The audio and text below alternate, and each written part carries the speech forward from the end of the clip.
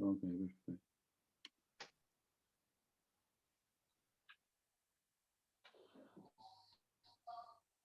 So welcome to the first Peace to Tourism Festival organized by the International Institute for Peace to Tourism Iran chapter with the support of the IPT International and many partners.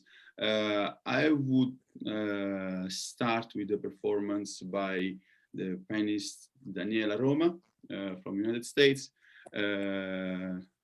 of a sonata with her piano.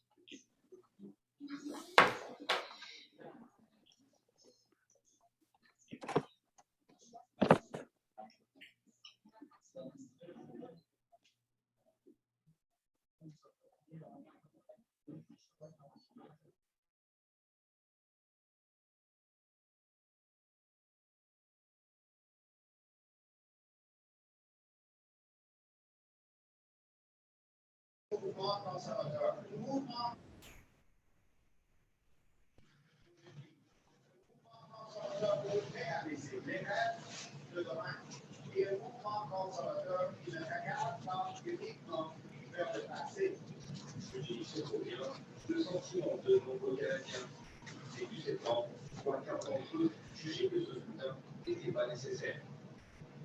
Parfaitement, mais les gens se retrouvent à New York, la 76e Assemblée générale est soumise. C'est officiellement lancé en fin de journée, en présentiel, c'est une nouveauté pour le de très longtemps, en français et en anglais. Là, bien entendu, le fameux prix de Biden, les explications de ce qui se passe dans la télévision.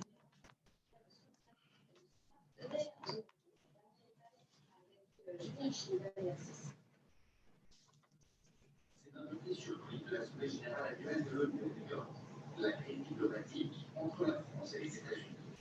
Parmi les diplomates, le chef de la diplomatie française l'a de nouveau fait savoir, cette fois à New York.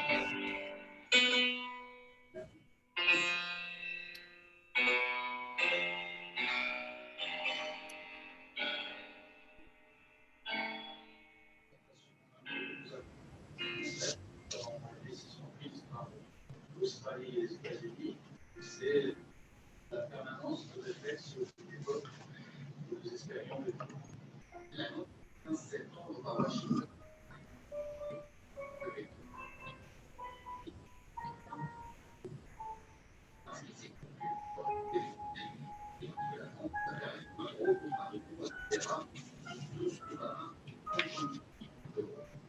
Lundi, la commission est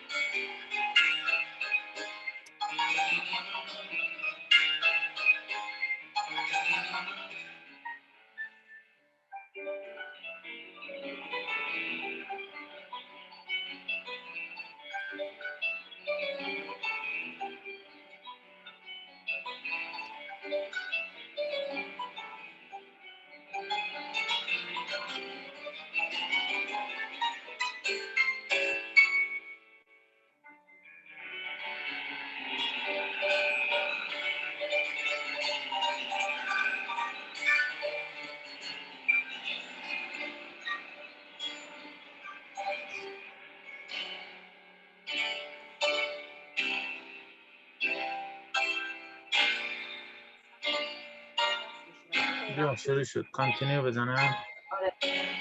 رزومش کنیم. حالا میتونی بکنی. الان صدا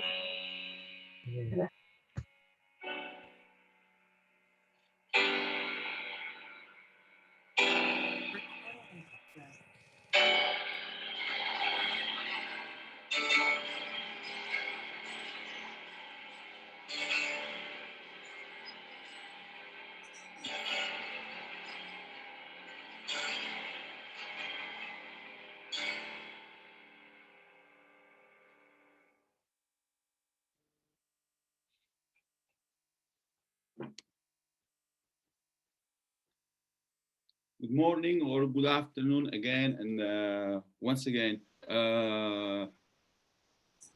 welcome at this first edition of the Peace Through Tourism Festival, organized by the IPT Iran chapter, supported by IPT International, and by the many partners and friends we have in Iran and abroad.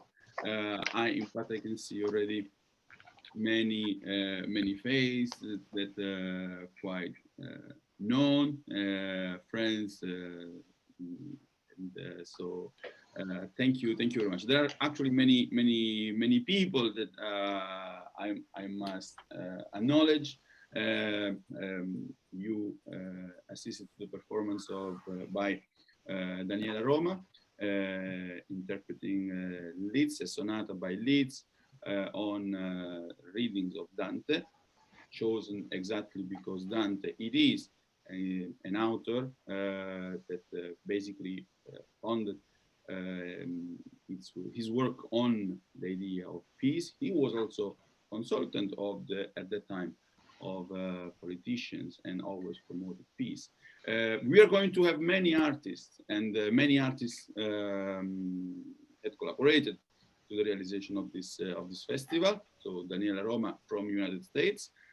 We are going to have a guitarist in the end of this opening session from Iran, and we also like to acknowledge the contribution of Manar Kana, an artist from Syria, and as I was saying, acknowledge the participation and the active contribution of many people.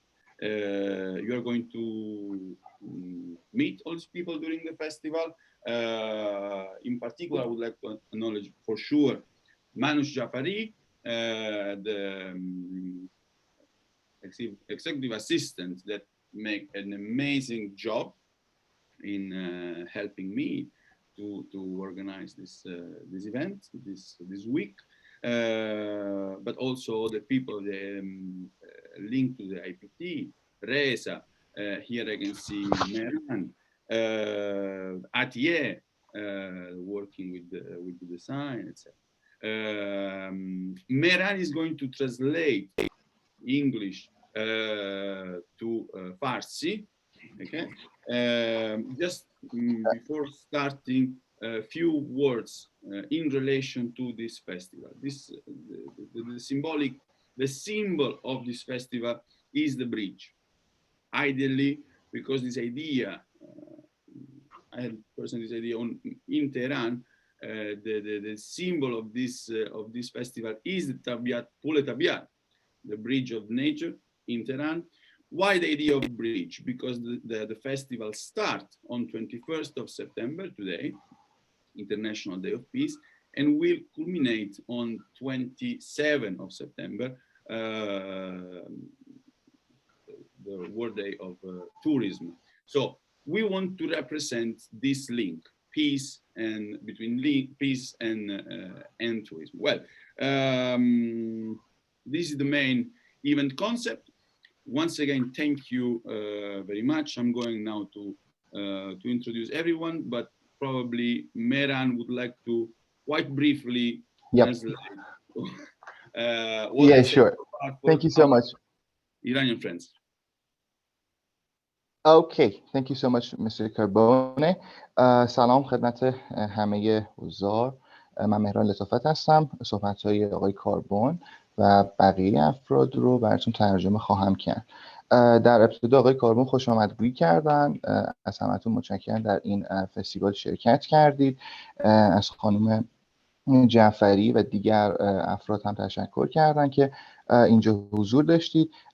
قطعه‌ای که از پیانیست آمریکاییمون گوش دادید، خانم دانیل روما، تفسیری از رمان‌های دانته بود و خب مطمئناً یک الگویی از اون رمان بود و منظور صلح رو برای ما بازگو می‌کرد.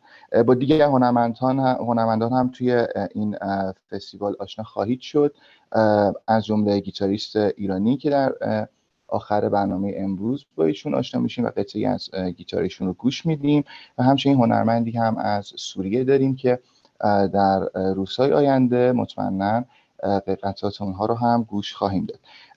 دوستان، برنامه امروز و کلاً دلیل اینکه جمع شدیم دور هم تا این فستیوال رو برگزار بکنیم و سمبل این فستیوال سمبلمون پل هستش. این پل هم از همون پل طبیعتی که در تهران داریم میاد و این موضوع رو برای ما بازگو میکنه که چقدر برای ما این پل مهمه و میتونه سمبل صلح در این فستیوال باشه. و چرا این تاریخ انتخاب شده برای به اصطلاح این فستیوال؟ اون هم به دلیل اینه که از 21 تا 26 سپتامبر که در آخر روز جهانی گردشگری و صلح هستش انتخاب شده و به همین دلیل این فستیوال رو توی این تاریخ برگزار کردیم. So, okay, thank you very much, Meran. So once again, thank you, everyone. I saw familiar faces like Dr. Majidi, Dr. Ebadi, with friends and colleagues, I can say, but also Dr. Regis from here, from UK, that accepted the invitation to be with us. So thank you, really, thank you very much. And Maria Guillami, also. So thank you very much. So I would like to start anyway immediately by going against any protocol, even if I know we have quite important people as speakers, but I would like to break the protocol and start with a message from the people of Iran that we organize, thanks to again also with the support and thanks to the assistance of Manush. Maran, if you want to translate, I'm going to prepare here the. اوکی. دوستان تشکر کردن آقای فابی کاربون از آقای مجیدی، خانم جعفری، خانم ماریا و دیگر افرادی که در فستیوال حضور دارن و در ابتدا میخوان پیامی رو از مردم ایران برای ما باز بکنن. Okay, perfect. So I would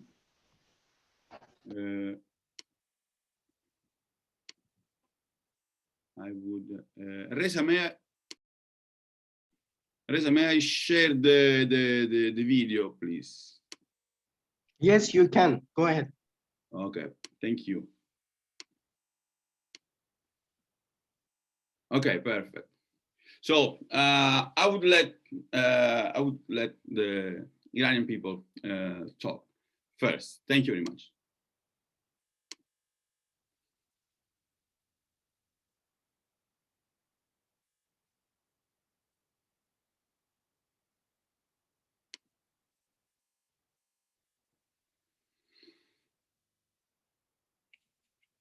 Hi everyone, I'm Bahar here, standing at the gate of all nations in the UNESCO World Heritage Site of Persian, the gateway to all nations and culture for peace and friendship.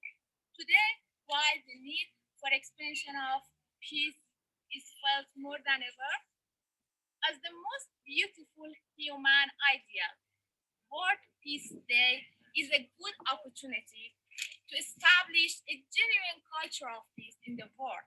So let us make a vow to be an ambassador of peace for our planet.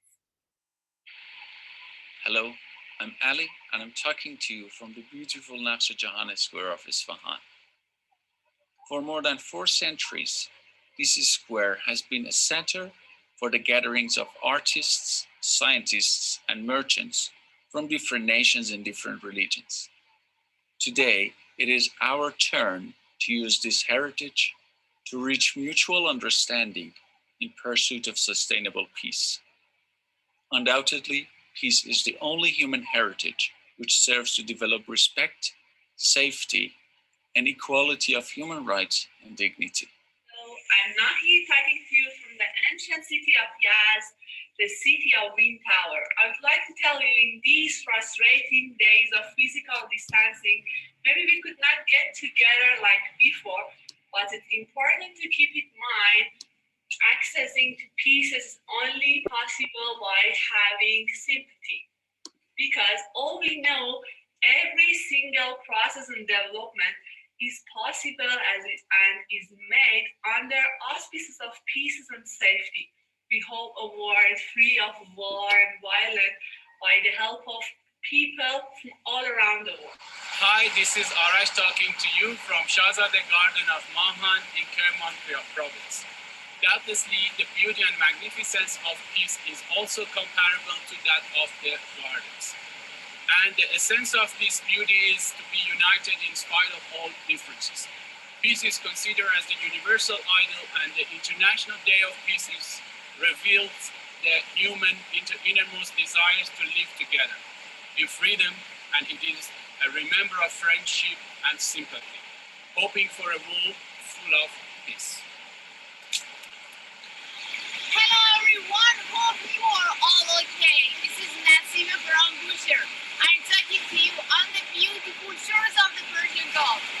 As you know, we're living in a world that is going through terrible, hard and challenging days. On the other hand, war and violence is everywhere. I should mention a tip here. The lack of peace results in nothing but suffering and damage. Today, we cherish World Peace Day with a desire for a peaceful, secure, and positive world. Meanwhile, we share our love and hope for a better tomorrow.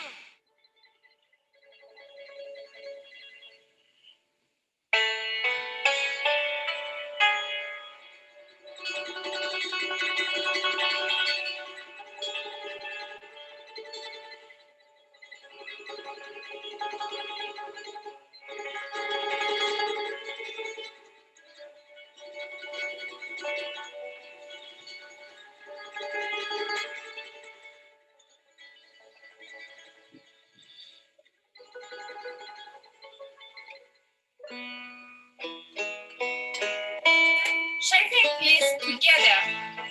Shaping peace together. Shaping peace together. Shaping peace together. Shaping peace together.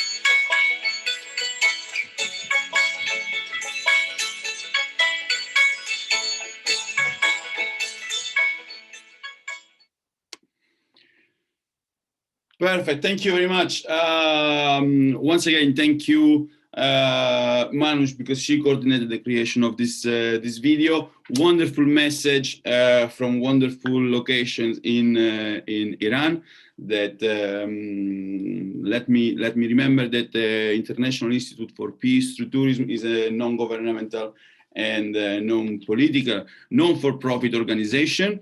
Our main message is that of promoting peace through tourism in a very broad sense. Peace with ourselves, peace with the other, peace with the nature, peace among us. So what a beautiful day, what a wonderful starting. I would now let Meran to make some translation while we prepare the message from Lou D'Amore, the founder and president of the International Institute for Peace Through Tourism. Thank you so much, Mr. Carbone. خب دوستان ویدیوی دیدید از مردممون که در جای ایران، در جاهای مهم البته ایران مثل تخت جمشید یا همون دروازه ملل پیامی رو برای روز جهانی صلح ضبط کرده بودن. همچنین میدان نقش جهان که میدونیم مجمعی برای همه هنرمندان دنیا بوده و سالهای سال تمام هنرمندان دنیا رو در کنار هم دیگه جمع می‌کرده. باغ شاهزاده کرمان رو دیدیم که توسط هنرمندای خیلی معروفی در ایران ساخته شده و همچنین خلیج همیشه فارس که پیامی رو هم در کنار ساحل‌های اونجا برای ما مردم ایران در رابطه با صلح فرستادن. و در آخر هم شعر معروف سعدی رو داشتیم که بنی آدم اعضای یک پیکرند. دوستان صحبتی که های کاربونه کردن در رابطه با IIPT گفتن که این یک شرکت و یک مؤسسه کاملا خصوصی و به اصطلاح میشه گفت هیچ سودی نداره و فقط پیامی رو میخوان انتقال بدن و پیامشون هم انتقال صلح هست و دوست دارن که صلح برای همگان از طریق گردشگری اتفاق بیفته. و در ادامه برنامه با آقای لوی دیامور میخوایم صحبت ایشون رو گوش بدیم که الان فکر کنم یکی دو دقیقه دیگه ایشون هم صحبتشون رو شروع بکنن. Thank you very much, Meran. Okay, perfect. So I think we can now. IIPT was born. We can now share the and see together the message and listen together the message of our.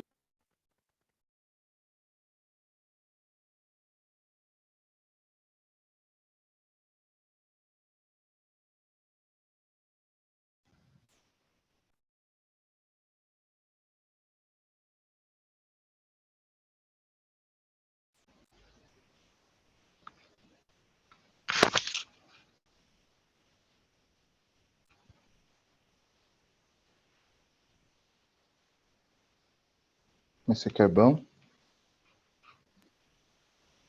Yeah, Reza? No, it's me, it's Meran. We've got no voice. We can't hear Lee's message.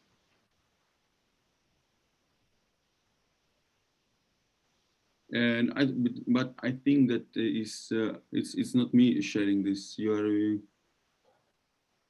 okay. Reza, sorry, I'm going to share my screen.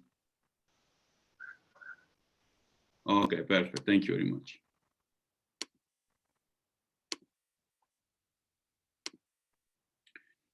Perfect. Okay. IIPT was born in 1986, the UN International Year of Peace, with a concept of peace that embraces 6 dimensions: peace and tranquility within ourselves, peace with others, from our neighbors next door to our neighbors in the global village, collaboration among nations, peace with nature and our common home, planet Earth, peace with past generations, by which we honor our respective cultures, heritage, and achievements of past generations, peace with future generations through sustainable lifestyles and practices, and peace with our Creator by practicing the universal principle of all faiths and humanists: do unto others as we would have them do unto ourselves, bringing us full circle to peace and tranquility within ourselves.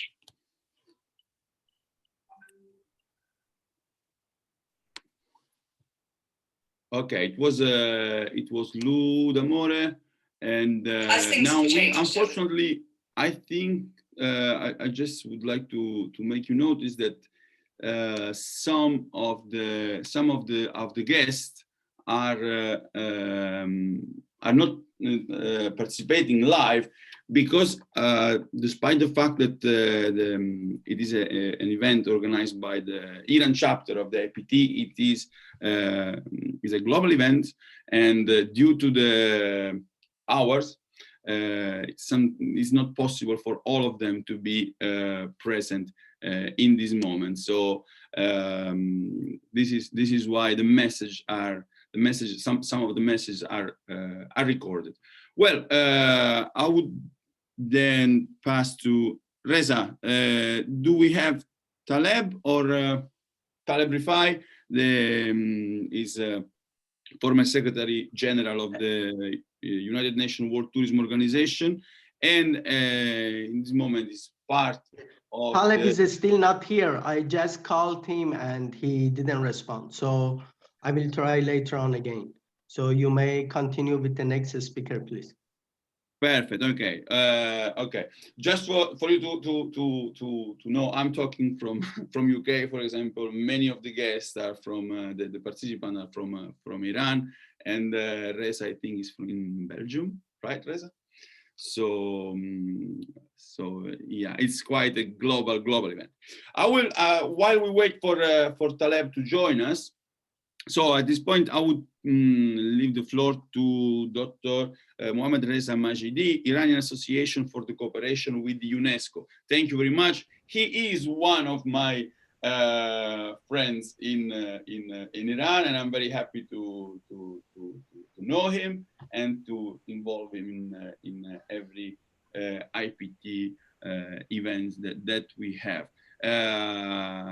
I'll leave you with him. Thank you. Thank you, my dear colleague, Dr. Carbone. Good afternoon to our colleagues in West Asia, and maybe good night to our East Asia, and also to you in Europe. Thank you for this excellent job. As always, we witness your excellent job, dear Dr. Carbone. It's my pleasure to join you at this festival today, at this beginning of this festival and the opening session. And I hope that we will have time to discuss more through this week, from today, the International Day of Peace, and just 27 September, World Tourism Day, that will be the end of this festival that's organized by youth chapter of IPT in Iran and other colleagues and organization and NGOs around the world. And thank you to organizers of this event in Tehran. And as you know, in this opening session, it's not possible to enter the details of my subject that I will present it Saturday in Persian in Tehran, but I will try to raise some points and to share with you some ideas. As you are well aware, today we are living in a world faced with numerous challenges, each seeking to be tackled in a different way.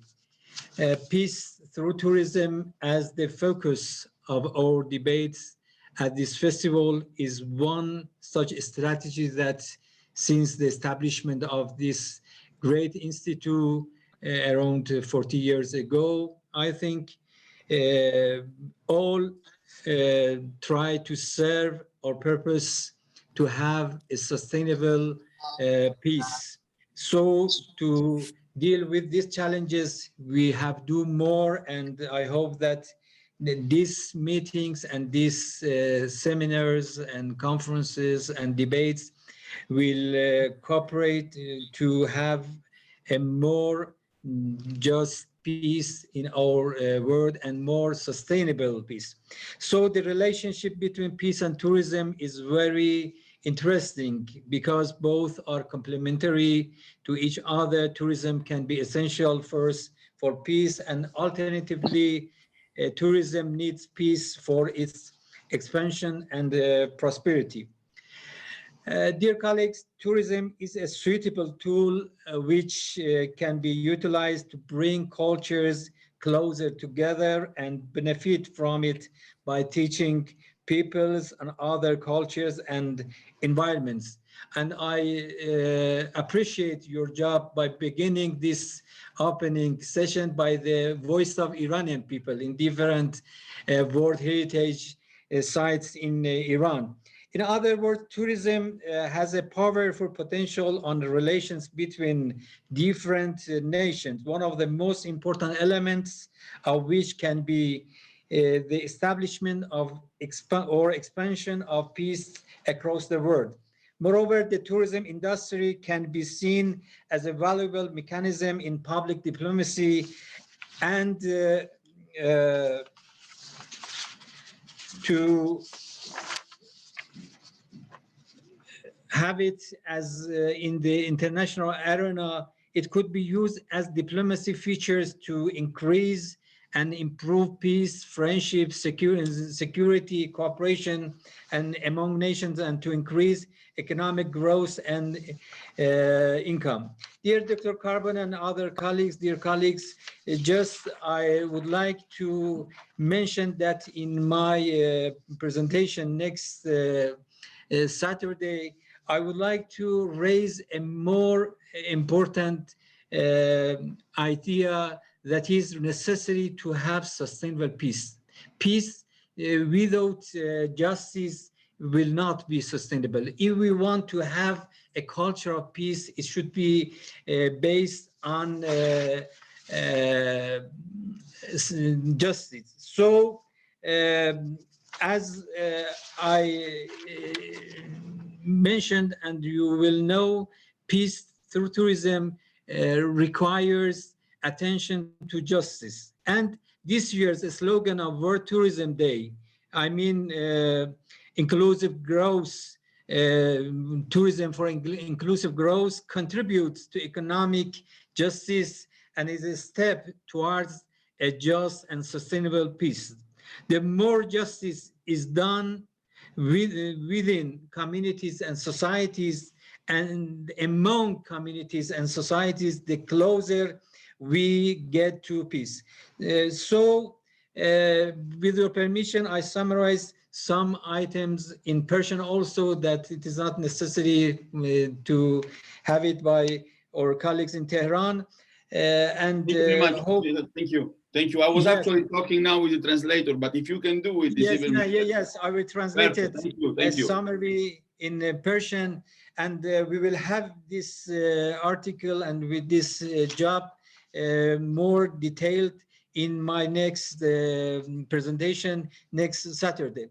خب من تشکر میکنم از آقای دکتر کاربونه و همکارانشون که مثل سالهای قبل چپتر تهران انستیتوی بین المللی صلح از رهگذر و از طریق توریسم و گردشگری این فستیوال رو سامان دادن. عرض کردم که در این مجال چند دقیقه فرصت نیست که من این یادداشت‌ها رو خدمت شما تقدیم کنم. اجمالاً عرض کردم که یک دغدغه‌ای است امروز مقوله صلح که همگان تلاش میکنن از ابزارهای مختلف برای تحققش در واقع اقدام کنن. نکته‌ای که شاید فوکال پوینت و نکته محوری عرایض بنده باشه که شنبه اگر فرصتی شد در نشست دیگری ارائه خواهد شد، این هست که در واقع صلح عدالت پایه صلح پایدار هست. بنابراین اگر توریسم کمک بکنه به این صلح مبتنی بر عدالت، به شعار امسال در واقع سازمان جهانی گردشگری، یعنی به اصطلاح رشد فراگیر، توریسم برای رشد فراگیر، یک گام عملی است برای در واقع عدالت اقتصادی، چرا که توریسم هم به گفتگوهای میان فرهنگی اینترکالچرال دیالوگ کمک میکنه، هم برای در واقع equitable distribution of properties and خلاصه درآمدها، یعنی توزیع عادلانه ثروت در میان جوامع. خب من این بحث رو با اجازه دوستان روز شنبه خدمت شما خواهم بود و once more I would like to thank my dear Dr. Carbone for giving me the floor and inviting me to be present in this session of opening of this great festival. Hope you, Dr. Carbone, to have in our event also next week, and my dear colleague, Dr. Nick Bean, will call you regarding this meeting. Thank you very much. Thank you, Dr. Majidi. As you know, is always honestly is a great pleasure to have you with us at the IPT Iran chapter, and me personally, you know, the esteem and the admiration. And I would like to tell you that we are today in the morning. I was already working with the professor, with the Dr. Nick Bean. So we already defined everything for the next event. So thank you very much. Thank you. Perfect. In the meantime, I would like to welcome Dr. Taleb Rifai, because in the meantime I saw that he joined us. Taleb Rifai, I think all of us remember his amazing, wonderful work as a Secretary General of the United Nations World Tourism Organization. Now he's chairman and international advisory of the International Advisory Board at the International Institute for Peace Through Tourism. A wonderful person. I had really had the honor to know him for sure. He could not, cannot miss the opportunity to listen to him and to his message for this opening session. Taleb, just a moment, if you let us translate. Meran, briefly, thank you. Yep. Hello. Okay. Thank you so much. It's okay. Go ahead, Meran. You're very kind. Thank you so much. Okay. I'm very honored to be with a group of people. Just a moment. I would like Meran to translate my introduction, and then I will leave you the. Okay, sure. Meran, please. Sure. Yeah, sure. Okay. دوستان برای سخنرانی بعدی آقای طالب ریفایی رو داریم، دبیر کل سازمان بین‌المللی گردشگری که رابطه خیلی نزدیکی با آقای کاربون و همچنین مؤسسه IPT داشتن و برای سالها هم آقای لوئیس دیامور و همچنین آقای فابیو کاربون رو میشناختن و خب کارهای خیلی مختلفی با هم دیگه انجام دادن. Thank you.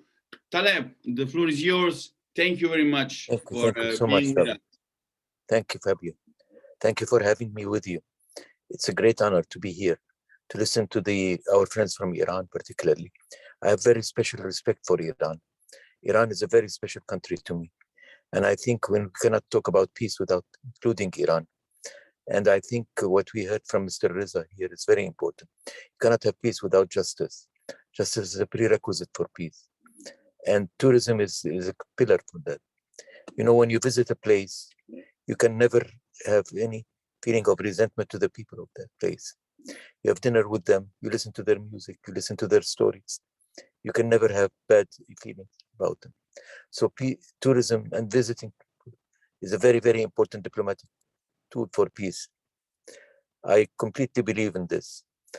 I think that more people visiting Iran, and Iranians should go and visit more around the world. I believe in that completely. Thank you so much, Fabio. Thank you, Taleb. Thank you for your message of some sympathy to the Iranians. I'm sure they're going to comment this in their the next speakers are going to comment it, and I'm completely with you with each word. Thanks a lot once again. Thank you, Fabio. And you were talking about the tradition and the music. Here at the festival, even in the opening session, we had in the beginning Daniela Roma with the performance with her piano, and we will have an Iranian artist, Man Malek, that is with us. I think that he will perform in a few minutes after the next speaker. So absolutely. As a IPT, we acknowledge the importance of arts, and in particular, the importance of people, the importance of the human factor. Thank you, really, once again, dear Taleb. Meanwhile, before introducing the next speaker, Isa Piri joined us, another colleague and big friends from Iran. But in this moment now is the time to leave the floor to Mr. Mohsen Emami, Iran Tourism Expert Association. As you see, what we want is to involve all the actors, and as they say, the stakeholders involved in tourism and in the tourism industry, from the cultural institution, and we have here Mojtaba Abadi. We had the speaker, the intervention of Dr. Majidi, obviously. So this festival want to approach this idea of tourism and peace in a very broad and complex way, involving as much as possible everyone, from the people to the artists and all the actors involved in tourism and development. So Reza, I don't know if we have Dr. Emami. I saw him here. آقای امامی، دکتر امامی اینجا هستین شما؟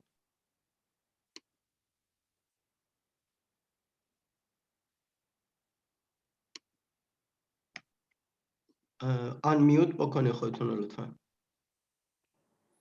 سلام، الان صدای من داری؟ Okay. Thank you very much, Dr. Emami. Hello, good morning, good afternoon for you. Good afternoon. Thank you very much. Thank you very much. The floor is yours. Thanks for being with us.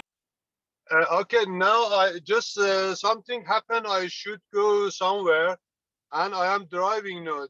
Can you let me about 10 minutes to reach home, and then? No problem. So don't worry. Drive safe. No problem at all. I will leave the floor to the next. 10 minutes later, I will be at home. Then I will with you. Thank you very much.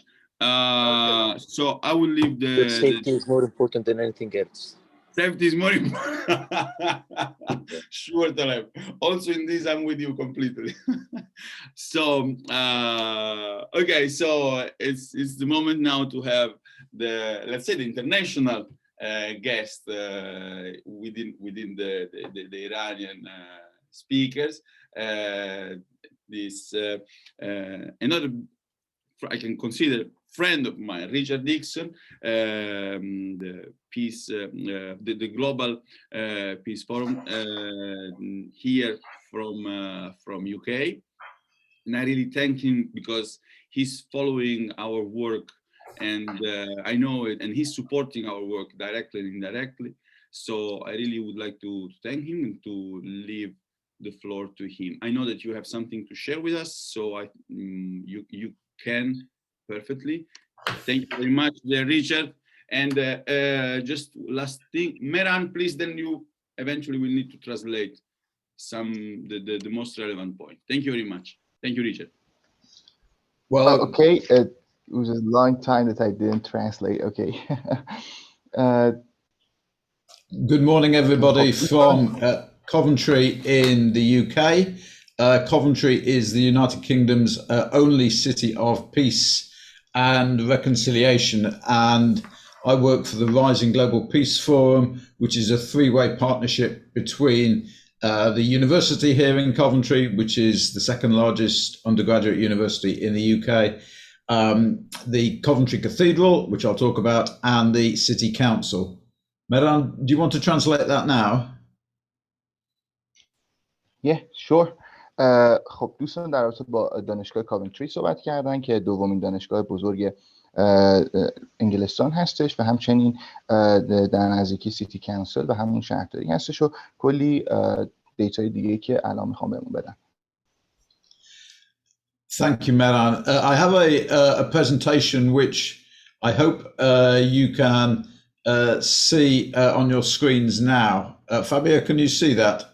Yeah, we can see that. Yes, absolutely. Yes, thank you. Okay. I just want to explain a little bit about Coventry and its connection with peace, and then I'll talk about what tourism means to the city here. For those of you who don't know, Coventry is located in the heart of the United Kingdom. There's a map there. It's actually 59 minutes by train from London, and it's just northeast of the town of Stratford-upon-Avon, which, as I'm sure you know, is the birthplace of William Shakespeare and is one of the most visited tourist destinations in the United Kingdom. Just briefly, by way of proud history, it's famous for somebody called Lady Godiva, who sought to build peace in the city when her husband, who was a local king in the 12th century, threatened to tax poor people. And she said if he did that, she would ride naked on a horse through the streets of the city, which she duly did. And it's also famous for being a city of sanctuary, particularly in the 18th and 19th century, when it welcomed thousands of Jewish Huguenot refugees who were fleeing pogroms in Europe, who brought with them their blue silk weaving skills, which gives Coventry the colour of sky blue, which it has today on its buses and its football team. Meran, I don't know if you can translate that. Yeah, I can. Why not? Okay. خب دوستان در رابطه با کاونتری به ما یه سری اطلاعات دادن. کلا کاونتری در قلب انگلستان هستش، به 60 دقیقه از لندن تا کاونتری راه هست. جایی بوده که ویلیام شکسپیر در اون بوده و خب مردم میرن و اونجا رو میبینن. یک داستان خیلی زیبا هم در رابطه با کاونتری گفتن که یک شاهی بوده و گفته بودن که قرار مالیات ها اضافه بشه و همسر ایشون مخالفت کرده بود و گفته بود اگر مالیات رو برای افراد فقیر اضافه بکنید من عریان در شهر با اسب راه میرم و خب همین کار رو هم انجام داد و خب مالیات ها اضافه نشد و کلا کاونتری جایی بوده برای پناهندگانی که در قرنهای 18 و 19 هم به اونجا سفر کردن و خب تونستن اونجا بمونن و خب خیلی کلیساها و سانکچوری های مختلف رو در اونجا میتونید ببینید. Thank you, Meran. Coventry is, as I say, the UK's only city of peace and reconciliation. And largely that's as a result of what happened on the 14th of November 1940, some 81 years ago nearly, when the building on the left there was destroyed by bombing during the Second World War. And in 1962, a new cathedral was opened, which is the building on the right there. This is Coventry's principal tourist destination. 600 people died in the bombing in 1940. Today, roughly about 290,000 tourists visit Coventry in a normal year. Obviously, during COVID, that number has been much lower. Meran, do you want to translate that? Yes, thank you so much. دوستان عکسی که می‌بینید.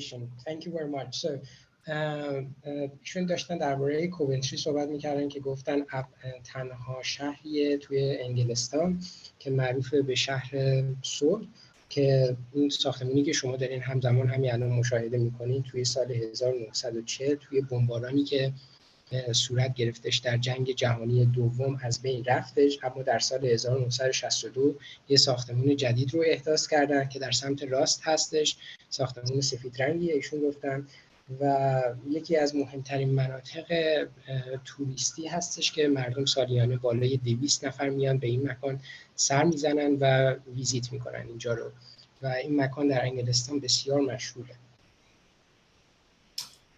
Okay, thank you, Meran. In so much as November the 14th was when Coventry was bombed, a more significant day is the following day, November the 15th, when the city, led by the head of the cathedral at the time, said, rather than encouraging hatred of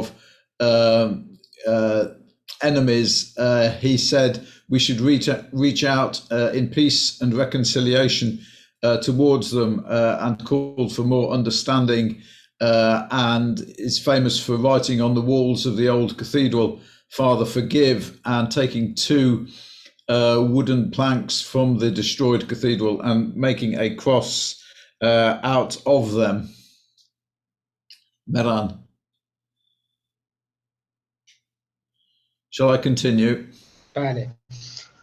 این مکانی که اینجا هستش در سال 1950 اتفاقی افتادش که یک لیدر و یک رهبر جدیدی تصمیم گرفتش که این خشمی که دشمن به این جامعه اجبار کرده بودش رو تغییر بده و تصمیم گرفتش که با صلح و آرامش مردم رو در این شهر کاری کنه که مردم در این شهر در صلح و آرامش زندگی بکنن، و برای همینه که توی این کاتدرال نوشته هایی وجود داره و همچنین شما یه دونه از این صلیب رو اینجا مشاهده میکنین که مربوط به همون دوران هستش و مربوط به همین صلح و آرامشی هستش که در سال 1950 در این شهر برقرار شد. Thank you, Meran. Coventry today is a city of peace and reconciliation. It is on all the road signs, as you can see in the picture there, as you enter the city by car. We have 2 peace gardens because Coventry is twinned with more cities than any other city in the world. We have 26 international city partners, including Volgograd. We have Volgograd Square in Coventry, and also a Japanese peace garden because we are twinned with Hiroshima in Japan. This was part of the response after the destruction in the Second World War. We are a city of languages. We have 120 languages spoken in the city. We have an international association of international friendship, all trying to give meaning to being a city of peace and reconciliation that welcomes visitors. Meran, can you translate that, please? Okay, so امروزه این مکانی که اینجا توی تصویر مشاهده می‌کنین معروف به مکانی که صلح و آرامش اونجا برقرار این شهره و مردم میتونن با ماشین توی این شهر بیان که 2 تا حیاط خیلی بزرگی داره که از بالای 20 تا از شهرهای مختلف از کشورهای مختلف در اینجا حضور دارن و 120 زبان در این شهر امروزه گویشور داره و مردم به بالای 120 زبان صحبت میکنن و در بین این مردم دوستی برقراره، صلح برقراره، آرامش برقراره و اینها تمامش مدیون اون دوران جنگ جهانی دومه که این ساختمان‌ها در آن دوران بمباران شد و ساختمان جدیدی ساخته شد پس از آن. Thank you, Meran. Coventry very much sees its status as a city of peace and reconciliation, and as a tourist destination. We welcome visitors because they bring new ideas and help us to get a better understanding of ourselves. We acknowledge also that Coventry has an international reputation as being the home of the Jaguar motor car, as I'm sure many of you know. We have a wonderful transport museum here, which brings thousands of visitors to the city. We are also currently the United Kingdom's City of Culture. So if you come to Coventry at the moment, you will see every day a whole range of cultural activities. And that was a status awarded to us for 1 year in recognition of the fact that the diversity of our population is greater than any other city in the UK except London. 33% of our population are from minority ethnic communities, all doing their best to live in peace with one another. We also have a very young population. About 25% of our population is aged under 21, which for the UK is very high. Meran, if you'd like to translate that, I have one more slide after that. بله، امروزه کوونتری یک مکانی برای توریستا هم هستش که از شهرها و کشورهای مختلف سالیانه میان و اینجا رو ویزیت میکنن، ملاقات میکنن و این مکان حالا به چه دلیل مکان خیلی خوبیه برای توریست و گردشگری؟ به خاطر اینکه این مکان به ما ایده‌ها و ایده‌های جدیدی رو به ما میده که با استفاده از اونها میتونیم خودمون رو بهتر بشناسیم و خودمون رو درون خودمون رو بهتر ببینیم. و همچنین شما توی این شهر یه دونه نمایشگاه بزرگی هستش، یک موزه بزرگی هستش که مربوط به ماشین‌ها میشه، ماشین‌های خیلی زیادی اینجا نگهداری میشه. ایشون درباره تنوع گروه‌های مختلفی که مردم که از کشورهای مختلف در اینجا حضور دارن صحبت کردن که 33% این افرادی که در این کشور در این شهر زندگی میکنن همشون از اقلیت‌های جامعه هستند و در این شهر ما بسیار فعالیت‌های متفاوتی داریم که مربوط به فرهنگ میشه و همه مردم هم مشتاقانه در اینها شرکت دارن. Thank you, Meran. And finally, just a little bit about the Rising Global Peace Forum, which was started in 2015. It started as an annual event in November each year, bringing together inspiring leaders. As you can see there, Julia Gillard from Australia, former Prime Minister, President Ellen Sirleaf Johnson from Liberia, a Nobel Peace Prize winner, bringing people to share inspiration and ideas from around the world about what it makes to make and sustain peace. It's a conference attended by about 200 people with lots of dialogue. We also, on a daily basis on digital media, are reaching an audience of 50,000 people or more, sharing ideas, provoking thought and action about trying to build peace. This is an online event, the Global Peace Forum. This year's theme is Leadership for Peace, and you would be very welcome to join us. Just follow the link that's shown there. And thank you again for your time this morning, and well done to Fabio and to Meran and everybody else for organising today's event. Thank you very much. این عکسایی که این تصاویری که شما در اینجا مشاهده می‌کنید تصاویر یک کنفرانسی که در سال 2015 و به صورت سالانه برگزار شد. از اون موقع به بعد که شما خانم جولیا گیلارد می‌بینید، آقای بوریس جانسون هم در اینجا حضور داشتن. این یه سری سخنرانی‌های اینجا برگزار میشه سالانه در این همایش‌ها که مردم رو تشویق بکنن برای برقراری صلح و آرامش در کشور و در کشورهای مختلف و دنیا. در این کنفرانس حدود 200 نفر از کشورهای مختلف حضور داشتند که دیالوگ‌های بسیاری، گفتمان‌های بسیاری در اینجا روی دادش.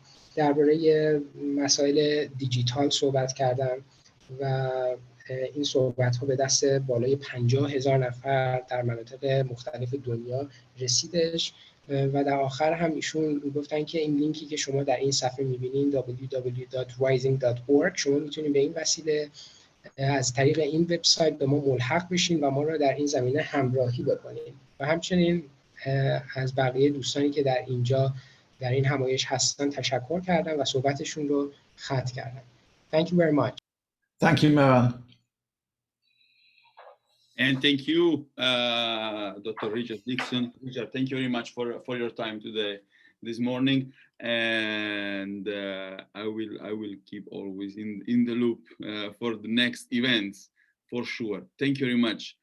I don't know if you want to remain with us. There will be a bit of debate in the end, but in any case, it was a quite important message in the sense that I think that I live here in Coventry, and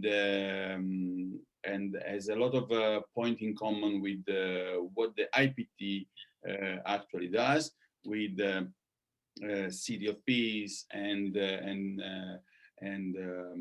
parks of peace in Hiroshima, in Auschwitz, and in several places around the world. So who knows? Probably we can start to work also together on this. But what I want to say is that it's important your message also in the context of this festival that is based in Iran, because I think that Coventry is indeed a model in terms of City of Peace and Reconciliation, and we will follow for sure this best practice. Thank you once again, dear Richard.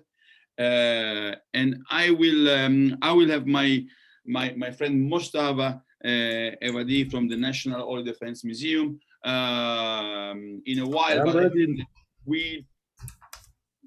Sorry? Fabio, anytime I am ready. We have okay. Perfect. Are you okay? Yeah, I'm okay now. I'm at home. Okay, perfect. Okay. So yes, the last speaker for this first part was Dr. Mohsen Emami, the Iran Tourism Expert Association. I'm glad to be part of, and then we can finally leave the space to our next artist from Iran this time. So, Dr. Emami, thank you very much. Thank you. No, I think it was better before because we see you upside down. Now I'm not going to be correct. Is it okay now? Oh, perfect. Okay, perfect. Thank you very much, Fabio, for this very useful asking what the Persian, which one better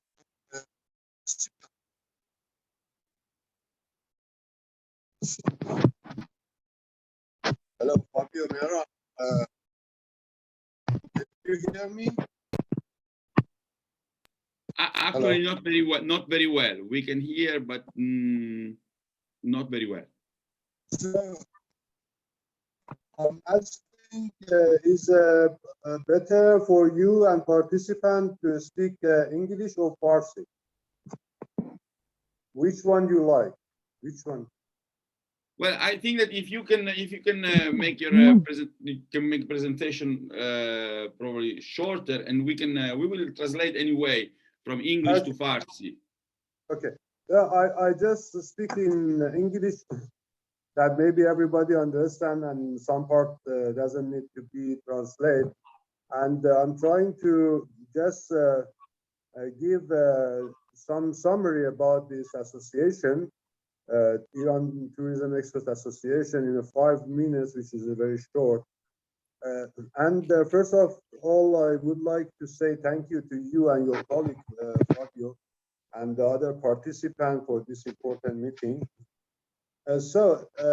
Since about 20 years ago, we started to establish an association, which was one of the first association in tourism in Iran.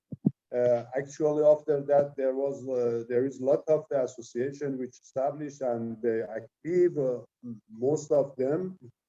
But this Tourism Expert Association is one of the earlier one which has been started the jobs.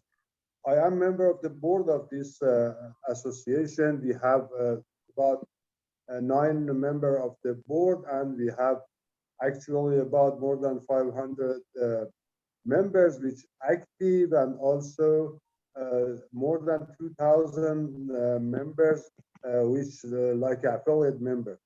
So I'm going to just give explain about this association and the activities and the goals. Actually, in my mind, that I believe that the tourism is the best tools for the peace around the world, and also in Iran and the area. And this challenge which we have in our areas, especially in other parts of the world, if we can grow the tourism activities and we can expand the tourism activities, a lot of this misunderstanding wouldn't be more. And this association and other associations like this can help to this matter. And our first aim is actually extend the peace to the tourism. And I just give summary. For example, some objective of the association is helping the development of tourism in different levels. Means is in a peace as well. Improving the tourism situation in the country, which can help other activities like the culture and economics as well. Promotion and general understanding in tourism and culture building for this developing, and also helping to deepen the privatization and process to sense of the popularization of the category of tourism in the field of management tourism and implementation as well, means to help the government and the other private sector body just to run their activities and the businesses.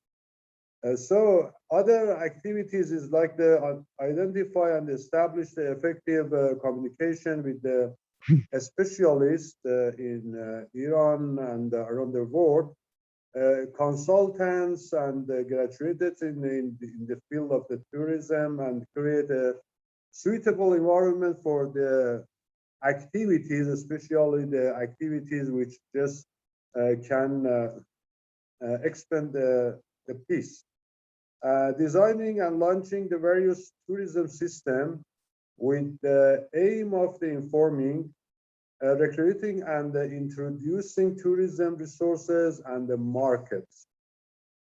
Other objects is the providing scientific, professional, consulting, the organization and institute related to the tourism activities, and also collaborate and provide the advice in formulating the tourism bodies and standardization of the tourism related activities.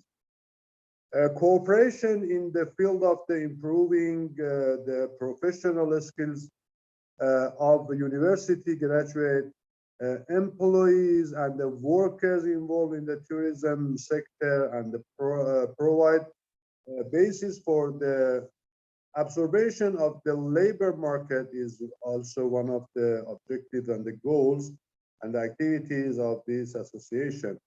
Also, preparation and formulation of study plans and research in the field of the tourism, and some translation and the publication of the books and scientific specialized journals and the software packages required in the tourism sector, and necessary permits from the relevant authorities for these activities. Also providing consulting and organizing the conferences, festivals, and the related exhibition on tourism topics, which up to now since about 25 years ago, which started in this field. We have a lot of we have organized and managed a lot of the festivals, which we can, that's our aim, that the people know each other better, and means the sharing the culture and other the minds. Also, the providing the field of to give some idea and the generate idea and creative idea in a tourism sector. And also economic working group, just we have established and the resources for different activities. Planning working group also, that is another activity which we have, especially in the university, between the university student. Scientific working group we have, which they have education, research, and the student affairs cover that. And working groups of the specialized conferences and the meeting, which I just mentioned before. A working group to evaluation of the formulation of the standards, which we had a lot of the projects in different cities and different companies and the government as well. International Affair Working Group we have in this association, a working group of the tourism services, and communication working group, which all of them active. And the member of this, finally I have to say and mention that the people, the member of this association are very, experienced people in the tourism industry. They had a lot of the resume in TV in the different field of the tourism, in universities and in the management, and also the creation of the jobs for a lot of the people in tourism field as well. This was the summary, and I had tried to just summarize in 5 minutes. If any question, I'm with you. Thank you, Fatih. Thank you very much. I don't know if Puya or Meran want to quite briefly give some main points about the speech of Dr. Emami. Oh, okay. I just thought that Dr. Emami wanted to translate himself. I'm going Yeah. to mute the video, and if ask any question, then later on I can respond. Sure. Thank you very much. Sure. Yeah. Okay. By the way, I thought Dr. Emami wanted to translate himself because he just mentioned the beginning, but I've noted some of his speech. Can be very short, Meran. Thank you. Can be very short. Yeah, okay. That's okay. Yeah, don't worry. Okay. خب دوستان در رابطه با اتحادیه صحبت می‌کنیم که آقای دکتر امامی حدود 20 سال پیش اون رو افتتاح کردن و خب اهداف زیادی رو داشتن که بهش اشاره کردن.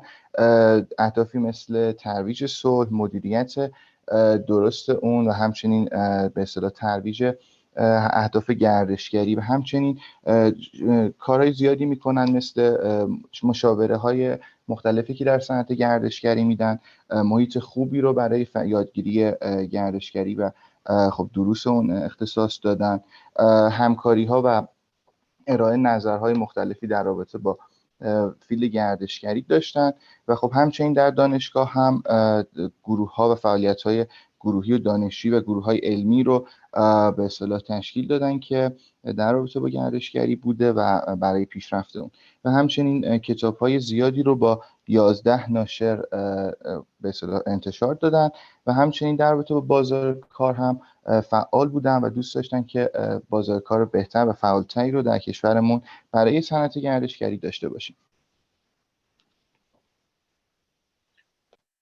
Okay, thank you very much. Thank you, Meran, for all your help.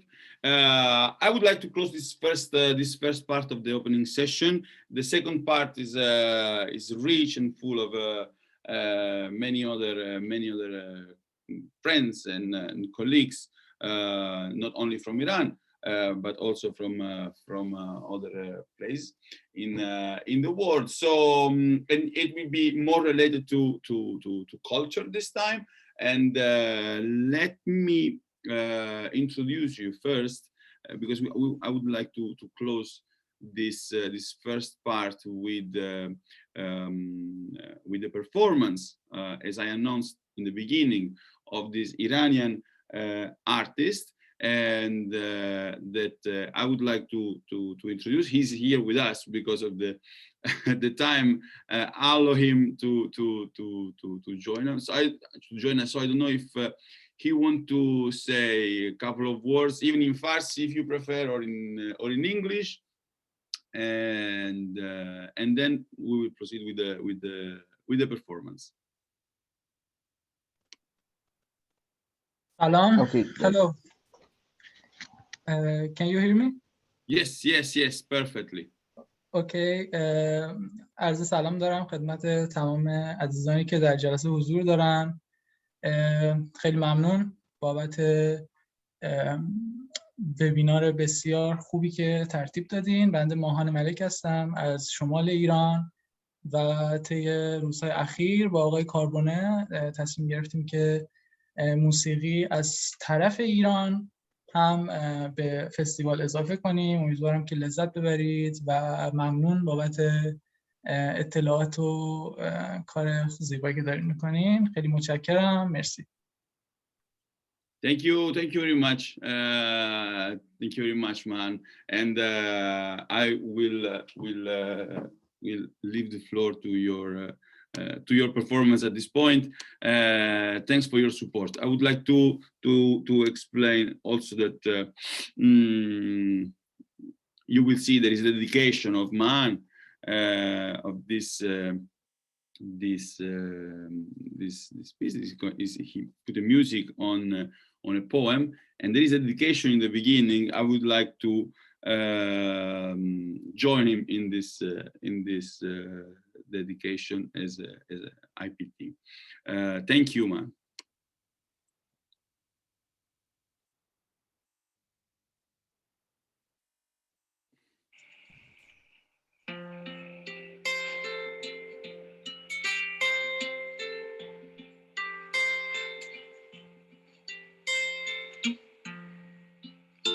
بسته در انتظار می گذرد،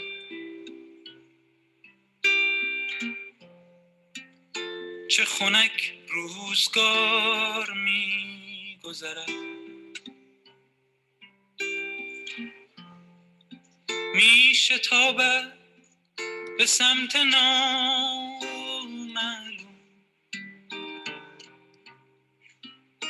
از دل شب قطار می گذرد.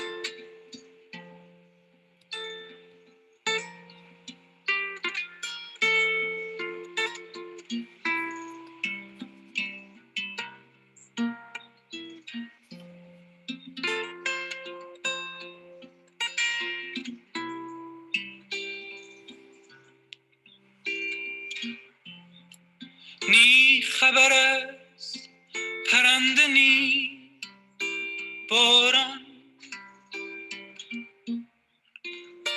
به چه تلخی بهار می گذرد.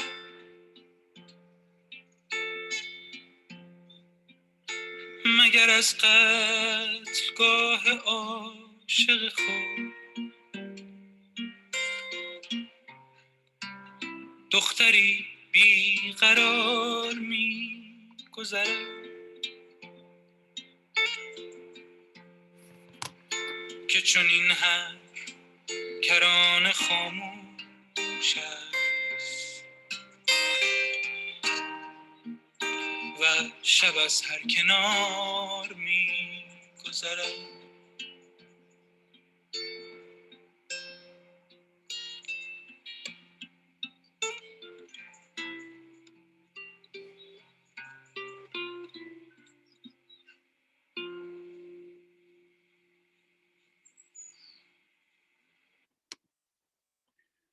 Thanks a lot. It was from Iran, and thank you very much, man. Another performance by man will close today's event. So I would like now to go ahead with and introduce this second part of our opening session of the first edition of the Peace Through Tourism Festival.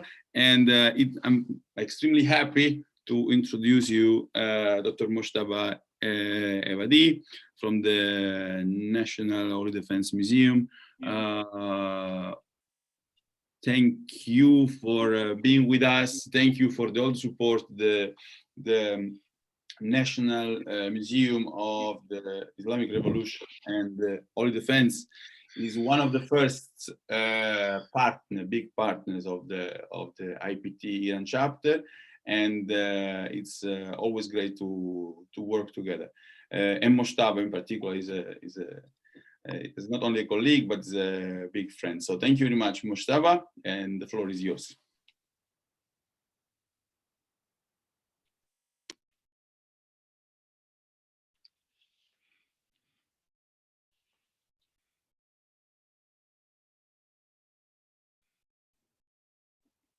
Hello, my friends.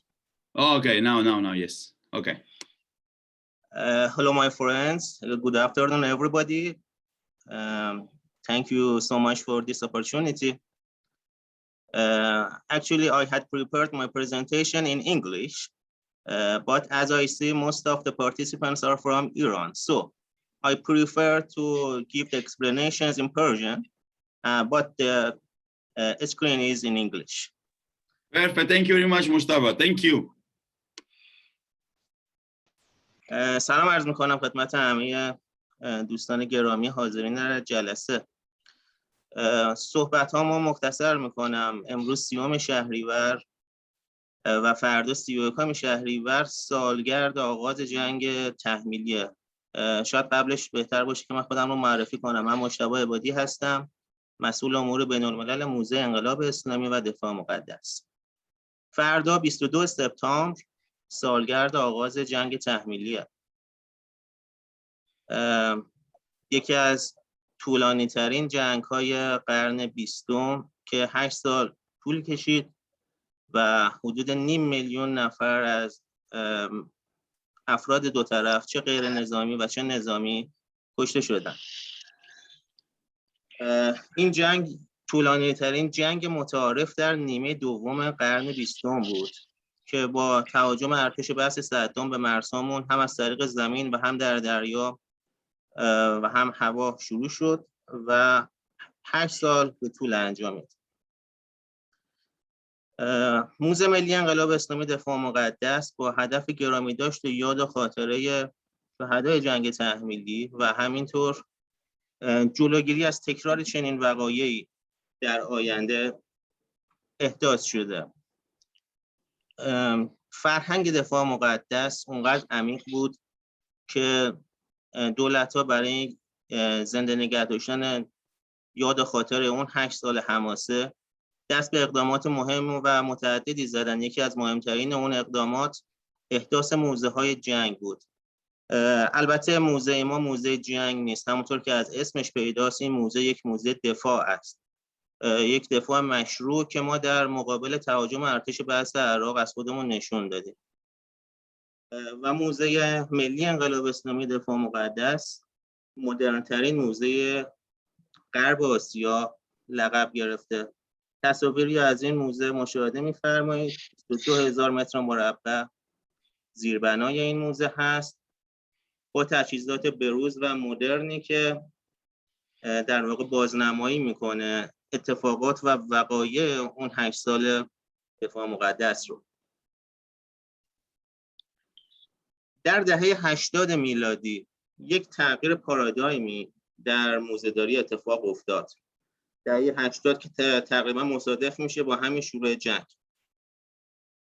و اهمیت اشیا به نفع اهمیت اطلاعات زیر سوال رفت. یعنی موزه ها به جای اینکه شی محور بشن اطلاعات محور شدن و سعی در آموزش مخاطبان کردن.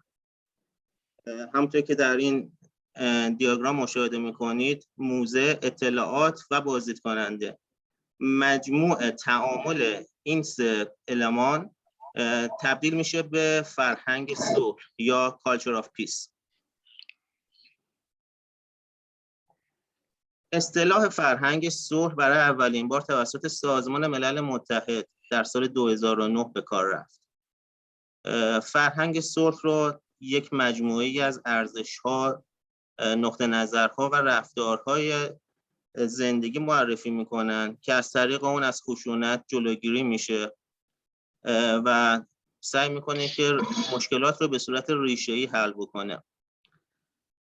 یکی از مهمترین وظایف و کارکردهای موزه ها فرهنگ سازیه و موزه ملی انقلاب اسلامی دفاع مقدس تلاش میکنه که فرهنگ صلح رو با استفاده از نشون دادن خشونت جنگ و مصائب و بدیهایی که هر گونه جنگی فارغ از اینکه در کدوم نقطه از دنیا اتفاق میفته به نمایش بذاره و بنابراین موزه ملی انقلاب اسلامی دفاع مقدس صلح رو از طریق نمایش هنرمندانه جنگ و اون خشونت‌ها و سختی‌هاش ارائه میکنه.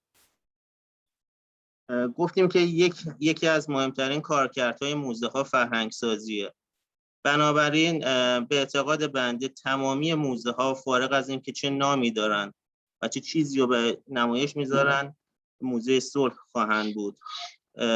ما البته یک ژانر به خصوص از موزه ها داریم به نام موزه های صلح، یک شبکه بین المللی هم دارن، اما حتی موزه های هنری و موزه های تاریخی هم میتونن موزه صلح باشن و اون فرهنگ سازی که خدمتتون عرض کردم وظیفه ذاتی تمامی موزه هاست.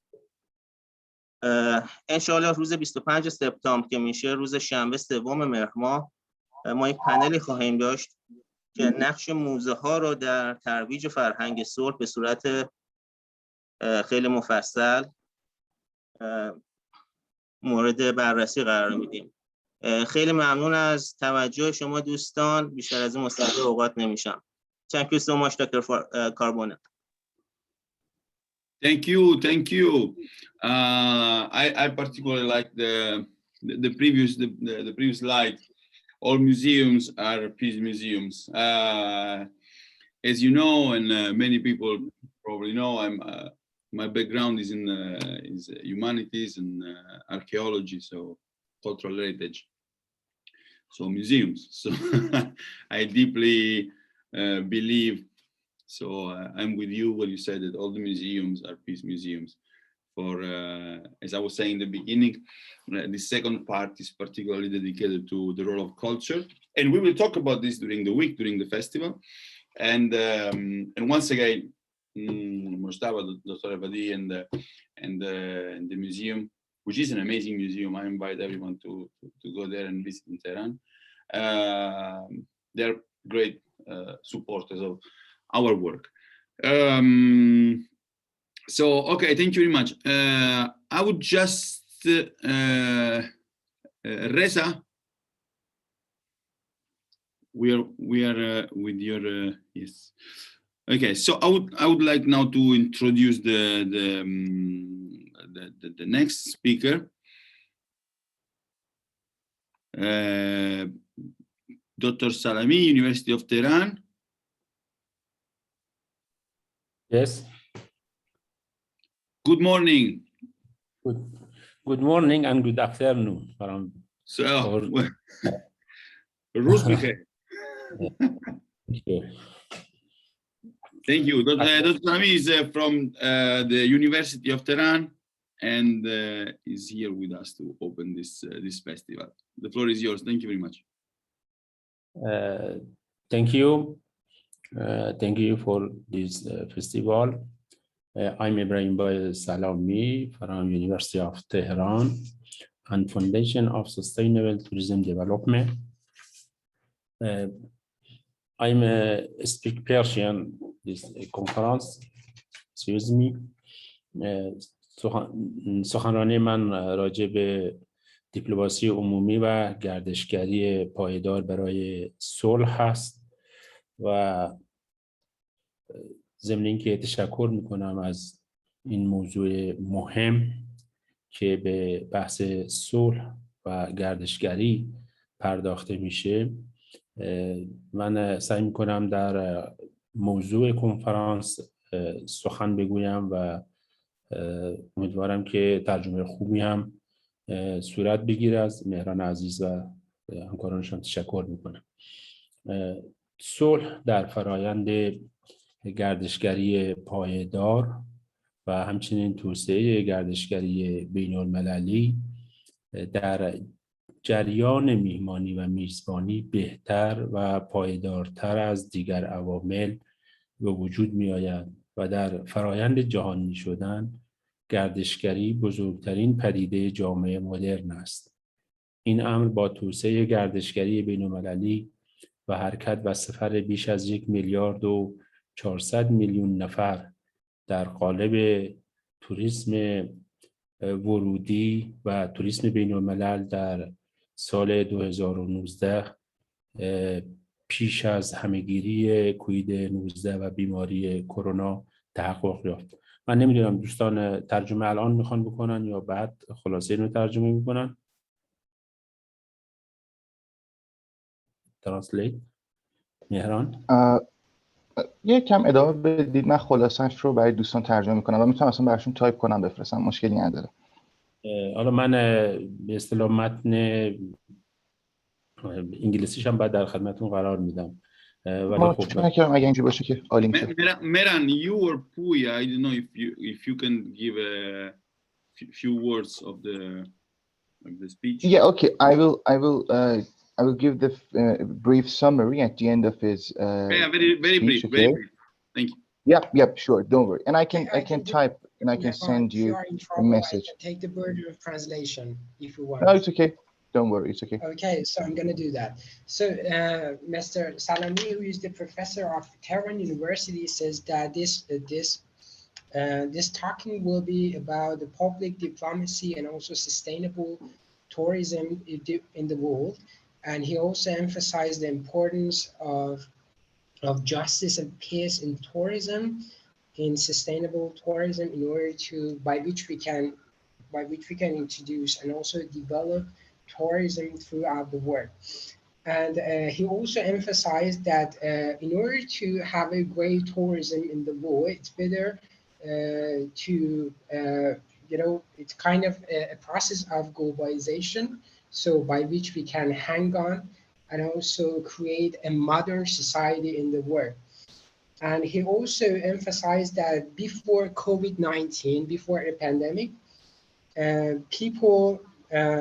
the international tourism attracted more than 10 million people and 400 million people throughout the world itself. So that was the part he was just describing. گردشگری شاخص امنیت و توسعه کشورها و عامل صلح در همه کشورها خواهد بود و امروز کشورهایی که تسهیلات و رفاه بیشتری برای ورود گردشگران فراهم می‌کنند تبدیل به مقاصد گردشگری شده‌اند و دارای قدرت نرم بیشتری هستند، چون قدرت نرم بر اقناع افکار عمومی و جذابیت استوار است و به شکل پذیرش و استقبال دیگر ملت‌ها ظهور می‌کند. ترجمه می‌کنید؟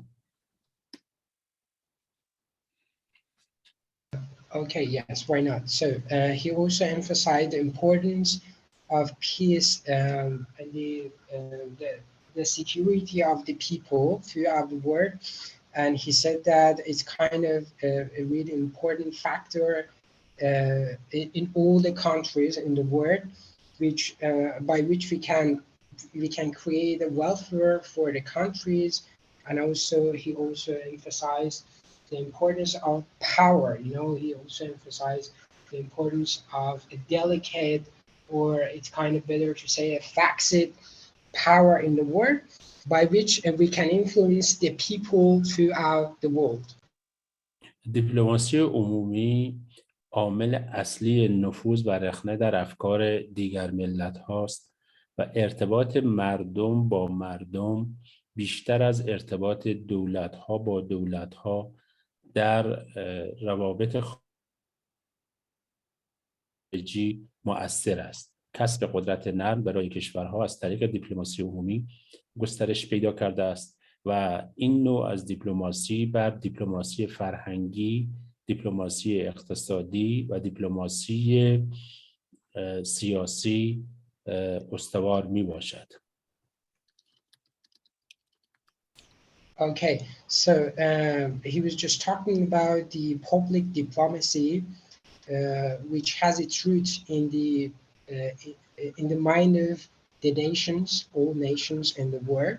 He said that this diplomacy, I mean, public diplomacy is more important than other diplomacies, and which is also based on the cultural diplomacy and financial diplomacy. So he said that the relationship between people and people in different countries is more when it's compared with the relation of people and government. So it says, he's just saying that this diplomacy is more important and we have to focus on the public diplomacy. گردشگری پدیده مالتی دیسیپلین و سوپر دیسیپلین هست، یعنی فرارشته‌ای است که با ترکیب و استفاده از 3 نوع دیپلماسی فرهنگی، سیاسی و اقتصادی در عرصه بین الملل رشد کرده است و بدین ترتیب مفهوم دیپلماسی گردشگری چون بر فرایند میهمانی و میزبانی بین المللی استوار است و در قالب تورها و گروه‌های مختلف به صورت مستقیم در مقاصد گردشگری تحقق پیدا می‌کند، به صورت واقعی تماس با جامعه محلی و تعامل و ارتباط متقابل با مردم برقرار می‌شود. بنابراین گردشگری بیش از دیگر روش‌های دیپلماسی عمومی در فرایند صلح مؤثر است، چون در اینجا ارتباط میهمانی و میزبانی است. ببخشید آقای سلامی، دکتر کاربون گفتن که اگر امکان داره شما ادامه بدید و در آخر ما یک به صورت اختصار برای ایشون تعریف کنیم که چه اتفاقی افتاد. آره، خاطر اینکه تایم ذره کمه. متشکرم از شما. ممنونم.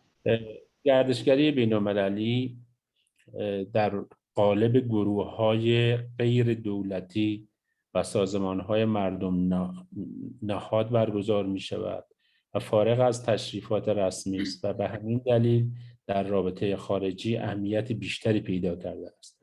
امروزه توریسم و گردشگری یکی از مهمترین امور در تأمین منافع ملی و در دستور جلسات هیئت‌های بلندپایه بین کشورها و کمیسیون‌های فرهنگی و اقتصادی آنها میباشد. توسعه توریسم بین‌المللی امروز یکی از عوامل ارزیابی سیاست‌های خارجی و ارزیابی عملکرد سفارتخانه‌های هر کشور به حساب می‌آید. پیش از این ارزیابی‌ها بیشتر در سفارتخانه‌ها و وزارت‌های خارجه در قالب برنامه‌های فرهنگی، آموزشی و برگزاری همایش‌ها بود. مکانیسم توریسم بین‌الملل و توسعه توریسم پایدار به صورت اتوماتیک و خودجوش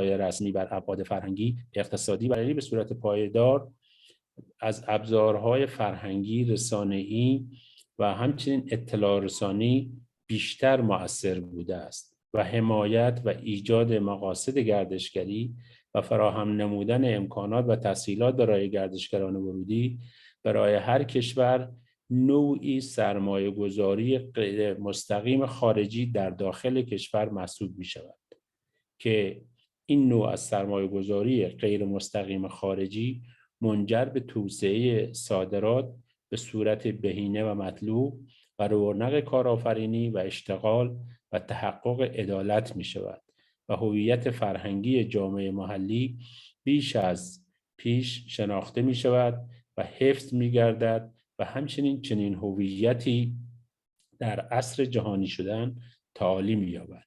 مثلا اگر کشور ایران به جای صدور نفت و مواد خام به دیگر کشورها در توسعه مقاصد گردشگری سرمایه گذاری کند، مردم دیگر کشورها به ایران میآیند و این ارزیابی و رونق کسب کارها موجب تحقق عدالت و همچنین ابراز و تعالی هویت ایرانی برای میهمانان می شود. دیپلماسی گردشگری از ویژگی‌های عصر جهانی شدن هست و با توسعه فناوری اطلاعات و ارتباطات ICT و تحول در ساختار تولید و خدمات به صورت روزافزون در حال گسترش است و بر افکار عمومی مردم جهان و سیاست خارجی و ارتباطات بین‌المللی تأثیر می‌گذارد. امروزه علاوه بر ارتباط ملت‌ها با هم دیگر و تکمیل روابط خارجی دولت‌ها، سازمان‌های مردم نهاد و جامعه مدنی و سازمان‌های غیرحکومتی برای پیگیری موضوعات خاص اهمیت یافته‌اند و برخی از مشکلات ببخشید آقای سلامی، نه 30 ثانیه لطفاً، متشکرم. 1 دقیقه وقت می‌خوام. فقط 1 دقیقه تموم شد. مرسی، متشکرم، ممنونم. پایداری و صلح به خود به عنوان موضوع خاص مطرح می‌شد. مفاهیم جدیدتری مثل گردشگری پایدار نیز به وجود آمدند که با گرایش و خواسته‌ها و رعایت معیارهای اخلاقی در پارادایم توسعه پایدار چون عدالت اجتماعی و عدالت جنسیتی و توانمندسازی جوامع محلی به ویژه برای زنان برای تلاش و همچنین گسترش امنیت و صلح تبدیل به یک مطالبه جهانی شده است. در ترسیم اهداف 17 گانه توسعه پایدار که پایانی بر جدال نظری برای توسعه کشورهاست، افق و پیشرفت به صورت کاربردی و عملیاتی روشن شده است. بخش گردشگری علاوه بر اهداف دیگر بر تحقق اهداف شماره 8، 12، 16 و 17 متمرکز است. به عبارت دیگر توسعه جهان با تحقق کار شایسته و رشد اقتصادی، تولید و مصرف مسئولانه و مشارکت جهانی برای توسعه پایدار و تحقق صلح و عدالت و افزایش جوامع صلح‌آمیز به صورت پایدارتر و بهتری میسر خواهد بود و گردشگری پایدار به تفاهم و درک متقابل ملت‌ها و جوامع کمک می‌کند و زمینه تحقق صلح و عدالت را بیش از پیش فراهم می‌سازد. خیلی متشکرم. Thank you کاربونه. ممنونم آقای سلامی. پویا جان لطفاً در 20 ثانیه 30 ثانیه برامون یه خلاصه اگر امکانش هست بگید ممنون میشم. من خلاصه رو بگم؟ بله بله. خلاصه بحث من این است که نه خلاصه ترجمه منظورم بود آقای پویا اگر امکانش باشه. متشکرم.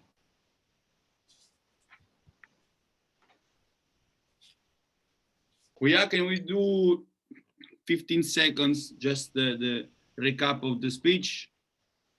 Yeah, I just told Pooya to translate briefly for us. Why not? Sure, why not?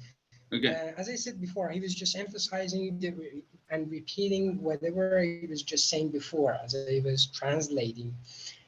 He said that what was the word? Sorry. He said that tourism is kind of a disciplinary approach that all the human beings take throughout different countries, and it consists of 3 parts. It can be political, it can be cultural, and it can be also financial. It can be regarded as an international approach which attracts different tours from different people, and it strengthens the relationship between people from different countries. He said more important diplomacy, tourism is more important and it stands on top of them because it creates justice and peace throughout the world. So he was just saying that it's an international GO, tourism, and nowadays government has regarded it as an important factor and just discussing it in different sessions with different politicians throughout the world, discussing that they should create a more congenial breathe in that atmosphere, and also it can be regarded as a means of gaining identity, and it can be regarded as a means of a culture and also a medium as a medium of transferring one culture to another culture in the world. So it said that people should invest a lot of money. I mean, different countries should invest more money in this tourism. He also emphasized that Iran, Indian politicians should invest more money. I'm afraid a globalized country to have contact with different countries. He said that tourism can be regarded as a means of security, creating a place of justice and peace. That is just a brief story. Thank you. I'm afraid we don't have enough time. Thank you so much. Thank you very much. Thank you. Once again, thank you, Dr. Salami. From now on, we are about to we have the last speakers, and I expect to be quite dynamic, because next speakers are those who are well, all these second parts, as I said, it's more related to culture, but the next speakers are more those as they said here in UK, hands-on approach. Tourist agents and tour operators.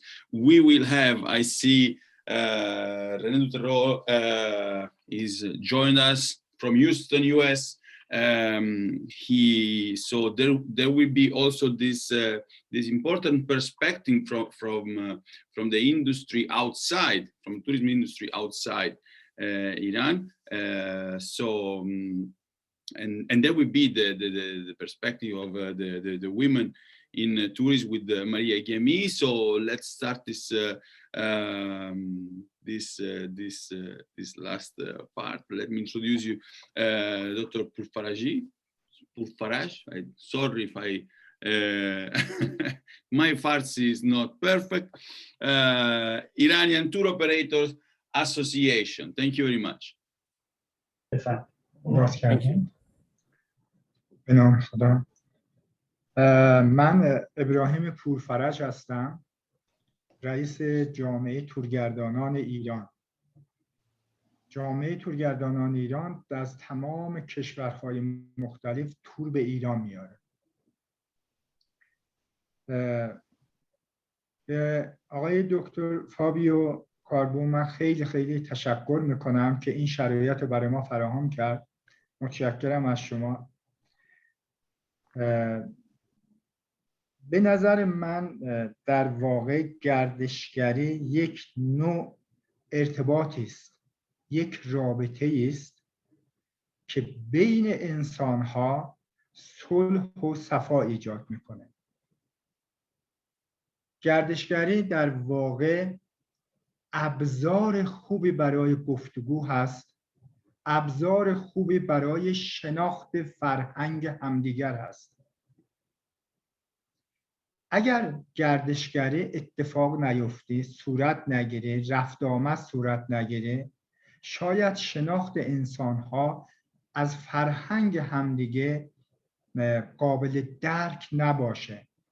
زمانی که شما همدیگر رو میبینید، به یک کشور سفر میکنید، اون کشور رو میبینید، مردمش رو میبینید، اونجا حرکت میکنید، قدم میزنید، با مردم آشنا میشید، قابل لمسه، ارتباطات رو میفهمید، متوجه میشه که این انسان ها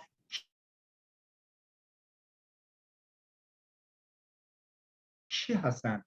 میخوام یه مقدار عملی تر و اجرایی تر برای شما صحبت بکنم که گردشگرایی که وارد ایران میشن اینا کیا هستن؟ چی میخوان گردشگره؟ همه جا البته دنیا. گردشگر اصولا دنبال زیبایی ها هستن، دنبال آرامش هستن، دنبال در واقع خاطره سازی هستن. میخوان برای خودشون خاطره بسازن، میخوان از سفری که کردن یک روز برای دوستانشون از خاطره های زیباشون بگن. خب خاطره کجا میشود ساخت؟ خاطره در جای میشود ساخت مردم اون کشور به توریستا علاقه‌مندن، توریستا را دوست دارن، توریستا را حبیب خدا میدونن. ایران دقیقاً همونجاست. مردم ایران مردم مهمان نواز هستند. مردم ایران مهمان دوستن. ما تاریخ داریم، تمدن داریم، فرهنگ داریم، طبیعت بسیار زیبایی داریم و یک امتیاز داریم که واقعا امتیاز خوبیه، مهمان نوازی مردم ایران. شما باورتون نمیشه وقتی توریستا وارد ایران میشن، مردم ایران در شهرهای مختلف با اینا صحبت میکنن، گفتگو میکنن، اینا را دعوت میکنن به خونه هاشون که بریم یه چایی و قهوه خونه ما بخورید. در روزهای تعطیلی مردم ایران به پیکنیک میان، پیکنیک های خانوادگی میان، در پارک ها جاهای مختلف که نشستن، توریستا وقتی از اونجا رد میشن اینا بلند میشن اونها را دعوت میکنن که بشینید اینجا با ما چای بخورید، نهار بخورید و غذا بخورید. براشون بسیار جذابه، ایجاد صمیمیت. صلح یعنی این، صفا یعنی این نشستا، این گفتگوی مردم ایران باورشون نمیشه که مردم ایران اینقدر صمیمیان، اینقدر مهربانن و بهترین یادداشت‌هایی که میذارن برای ما از همون صمیمیت، از همون رفتار خوب مردم ایران مینویسن. ما دانشگاه‌های زیاد را از دنیا میاریم ایران. دانشگاه هاروارد رو میاریم ایران، دانشگاه استنفورد رو میاریم ایران، دانشگاه متروپولیتان رو میاریم و دانشگاه‌های مختلف از کشورهای مختلف. در خاطراتشون بسیار بسیار از مهمان نوازی و رفتار خوب مردم ایران خوب میگن. این یعنی چی؟ یعنی صلح. این یعنی اون صمیمیت. این یعنی ساختن اون خاطرات خوب. من چون وقتم کمه و میدونم که کرونا هم این ویروس خسارت سنگینی به گردشگری وارد کرده. آرزو میکنم که هرچه زودتر این ویروس ریشه کم بشه و دوباره مردم به زندگی برگردن، دوباره این رفت آمدها شروع بشه و دوباره این گفت و شنودهای صمیمی بین ملت‌ها ایجاد بشه.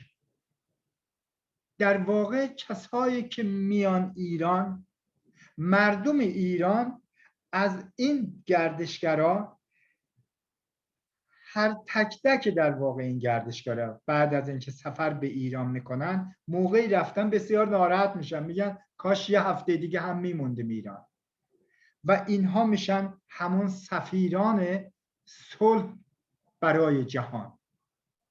در ایران گردشگرها وقتی میان برمیگردن میشن سفیر صلح برای کشور خود و این واقعا برای من به عنوان یک ایرانی یک افتخاره.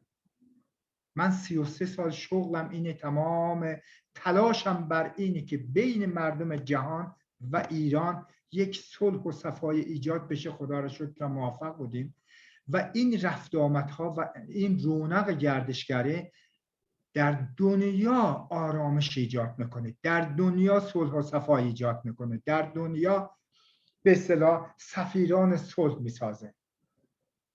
من در 25م دوباره یه برنامه دیگه دارم، در این برنامه اونجا بیشتر صحبت خواهم کرد. امروز دیگه بیشتر از این وقت شما را نگیرم، اما ارتباط گردشگران در دنیا یک ارتباط صمیمی و صلح ساز هست، خاطره ساز زیبا هست. امیدوارم که این رونق پیدا بکنه در دنیا، یک روز برسیم به این که همه با هم دوست و صمیمی باشیم. خدا نگهدار. خیلی ممنون دکتر Faraj, and thanks a lot to be with us. I had more or less the translation of what you said, and I totally agree with what you said about Iran for my personal experience, but I would leave Puya or Mehran quite briefly to translate your message. Yep. Yeah, sure. 30 seconds. Okay, to make it short, he told us that all Iranians have something in advantage, and that's being hospitable. What he thinks is that a very safe tourism can cause a very close and friendly and also a peacemaker relation. And he believes that who comes to Iran, all the tourists want to stay more when they have to leave. And they are the real peace ambassadors for Iran throughout the world. And he also worked for 33 years to promote peace among the people in the world. Thank you so much. Thank you very much, Mehran. Indeed, all Middle East, I think, where Iran, talking about Iran, we have this great sense of hospitality that you probably cannot find any other place. And I'm going to talk, Dr. Majidi was talking about the event on 27, and we are going to talk exactly about this. The cultural heritage is not only the one that is the material cultural heritage, but there is also an intangible cultural heritage, and I agree, and I think that one of the intangible cultural heritage in Iran is exactly related to this sense of hospitality. Mehran, if you want 10 seconds to communicate this to Dr. Purfaraj, then we pass to the next speaker. Yeah, I actually translate all his speech, so we can go to the next speaker. Perfect. Okay, so it's now. I'm very glad and honored to introduce you the next speaker because I know her personally, her work. We work together already sometimes in Iran. An extremely strong woman, and in fact is the founder and president of the Iran Association Women in Tourism. I leave the floor to Dr. Maria Ghiami. Thank you very much, Maria. Hello and good time, everybody. And a special thanks to the great Professor Dr. Fabio Carbone inviting me to today's program. And thank you very much for every speakers and listeners and translator. سلام و عرض ادب دارم خدمت پیک شما بزرگواران و از همینجا از جناب فابیو کربونه و کلیه سخنرانان که بهره مند شدم از سخنرانیشون و شما شنوندگان عزیز کمال قدردانی رو دارم از ماهنوش عزیز خانم جعفریان بابت زحمتی که واسه این برنامه کشیده متشکرم و همچنین از جناب آقای پویا و مهران بابت ترجمهشون. و اما نقش زنان در گردشگری توی 175 کشور که مورد مطالعه قرار گرفت، از هر 5 وزیر گردشگری در این 175 کشور یک وزیر زن قرار واقع شده و تنها صنعتیه که میتونه اشتغالزایی رو به راحتی برای بانوان این سرزمین و کلا این کره خاکی ایجاد کنه. جناب مهران، من حرف بزنم در انتها ترجمه میشه؟ بله، در انتها من یه چیز خلاصه به انگلیسی زبانان میگم اگر میشه شما ادامه بدید. متشکرم. از هر صنعت فرصت عالی رو برای زنان ایجاد میکنه. و بر همین اساس این گزارش دبیر UNWTO گردشگری رو مسئول توانمندسازی زنان در سراسر جهان میدونه و سازمان جهانی گردشگری متعهد به دستیابی به اهداف توسعه پایدار و تمامی این امر گردشگری در خط مقدم تلاش‌هایی برای برقراری برابری جنسیتیه و ما زنان بخش اعظم از نیروی کار و کارآفرینان گردشگری رو تشکیل میدن، اگرچه که اونها به دلیل حقوق کمتر آسیب پذیرتر از مردان هستند و سازمان ملل متحد هم با انتخاب این شعار که برابر فکر کنیم، هوشمندانه بسازیم و خلاقانه نوآوری کنیم، تصمیم داره که 10 دهه روی توانمندسازی زنان و برابری جنسیتی متمرکز بشه. بنابراین برای روز 23 سپتامبر که میشه اول مهر ماه از شما دعوت میکنم که توی جلسه و وبینار ما هم حضور به هم برسونیم و همین که به این خاطر که ما شاهزادهای قصه‌گو و صلح جهانی رو داریم، نقش بانوان در آینده گردشگری و همچنین گردشگری صلح با تاکید بر مهاجرت لهستانی‌ها به استان اصفهان مورد بررسی قرار میگیره و همچنین نقش بانوان در توسعه صلح از طریق گردشگری. بسیار ممنونم از یکایک شما و فقط در انتهای اینو میخوام عرض کنم که زنان نیمی از این جمعیت این دنیا رو تشکیل دادن و بدون نیمی از جمعیت نمیتونیم به صلح و گردشگری دست پیدا کنیم. روزگارتون بهش باشه. متشکرم که به عرایض بنده گوش دادید. Thanks a lot, Maria. Miran, few seconds. Okay. She believes that women are the main work labor in the industry of tourism, and they are unfortunately in the front line of gender inequality, and they have less rights than men. And hopefully, United Nations tries to make these rights better in the upcoming 10 years. And she invites all of us to her speech on 23rd of September, which she wants to talk about the world peace and the emphasis of Polish people migrating to Isfahan. And she had one beautiful sentence at the end of her speech, and was that women are half of the world, and without them, we can't make the world, we can't reach peace. Thank you very much. Thank you very much, Maria. Yeah, we know that this is true, but it's empirically true. I mean, there are studies related to this, and this is like this. Obviously not only in Iran, but a bit everywhere in the world. And we are great. Maria, with her association, is a partner of the IPT, and we always one of our main goal is that of inclusivity and gender equality, obviously, and this is why it's always great to work together. Well.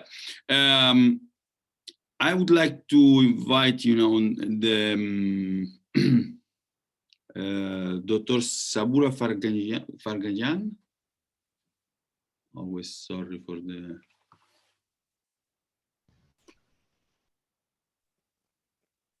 Hello, Dr. Fabio. Hello. Hello. Hello. Thanks for this. Thanks for this. Thank you very much. Thank you, Dr. Fabio. So the floor is yours. Thanks for joining us. President or representative of the National Health Tourism Committee of the Iranian Travel Agencies Association and Health Travel and Tourism Agency. Thank you very much. The floor is yours. Hello, Dr. Fabio. I would like to begin my speech in English to greet Dr. Fabio and your friends. I appreciate you and your colleague for promoting peace through the tourism. And I thank you for your efforts to introduce the true face of Iran as a country that, despite being in a war-torn Middle East, has lasting and stable peace. A peace not based on the power of law, but on the power of rich culture and civilization that has several thousand years old. Let me to continue in Persian language because most of participants are Persian language. خیلی سپاسگزارم از همه عزیزانی که این جشنواره رو تشکیل دادن. بنده صبورا فرهنگیان هستم، دبیر کمیته ملی گردشگری سلامت انجمن دفاتر خدمات مسافرتی ایران. افتخار این رو پیدا کردم که امروز در خدمت شما عزیزان باشم تا نگاه کوتاهی به مقوله توریسم در دنیا و توریسم سلامت در ایران داشته باشیم. اگر اجازه بدید صحبت‌ها رو به دو بخش تقسیم بکنم. بخش اولش رابطه ایران و صلح هست که همونطور که عزیزان قبل از من اشاره کردن که چرا ایران در منطقه‌ای که محاصره شده در خشونت و حضور طالبان در مرزهای شرقی ایران در افغانستان و جنگ‌های منطقه‌ای که درگیر اون هستیم، با تمام این تفاصیل چرا ایران هنوز یک کشتی صلحی در این طوفان مصائب خاورمیانه هست. خب دلایل عمیق و ریشه‌ای در این صلح و امنیتی که در ایران وجود داره در واقع هست که عمده ترین دلیل اون فرهنگ غنی و با تکیه بر اتحاد ایران و ایرانیان هستش. ما در تمام اشعار شاعران ایرانی تأکید بر صلح و دوستی و مهمان نوازی و به خصوص غریب نوازی رو داریم و این فقط شامل توریست هایی نیست که به ایران میان و ایرانی ها خب از سر علاقه و کنجکاوی علاقمند هستن که با اونها ارتباط برقرار کنن. اگر شما از مراکز استانها و مراکز پرجمعیت استانهای ایران فاصله بگیرید، چرا که خب فرهنگ یکم کم رنگتر شده و ارتباطات امروزی گسترده هستش و شاید اون سنت های کم رنگتر شده، وقتی که شما به استانهای دوردست و هر چقدر روستاها و شهرهای دوردست شما سفر میکنید، این فرهنگ غنی و در واقع مهمان نوازی رو بیشتر بهش پی میبرید و عشایر هر اونچه که دارند و هر اونچه که در سفره خودشون دارن با شما سعی میکنن شریک بشن. خودشون به استقبال شما میان و مسابقه میدن برای اینکه به شما خدمت جری بکنن، چرا که در فرهنگ ایرانی و در تاریخ ایران بی‌احترامی به غریبه و پاس نداشتن در واقع جرم بزرگی بوده و طرد می شدن از جوامع محلی و بومیشون. و این فرهنگ هنوز در ما وجود داره و اینکه هرگز اتفاقی که برای سوریه افتاد، برای کشورهای متاسفانه اطراف ما مدام میفته و افتاده، در ایران هرگز اتفاق نخواهد افتاد، چرا که ایرانی ها این رو در تاریخشون دارن. به طور نمونه در اشعار فردوسی خیلی مثال های عمیقی در لابلای افسانه هایی که مطرح شده اومده که مثلا یک نمونه: همه زاشتی کام مردم رواست، که نابود باد آنکه او جنگ خواست. و چیزی به اسم قومیت طلبی و مزیت دادن قومیت ها بر یکدیگر و حتی مقام زن در ایران باستان، اینها از جایگاه بسیار بالایی در ایران برخوردار بوده و این یک نواختی و اتحادی که بین فرهنگ و اقوام ایرانی وجود داره از هزاران سال پیش ریشه داره و هنوز هم ادامه پیدا کرده. صحبت دیگری که خدمت عزیزان خواستم داشته باشم در مورد توریسم سلامت بود، با توجه به اینکه در واقع هسته فعالیت بنده توریسم سلامت هستش و دبیر کمیته ملی گردشگری سلامت هستم.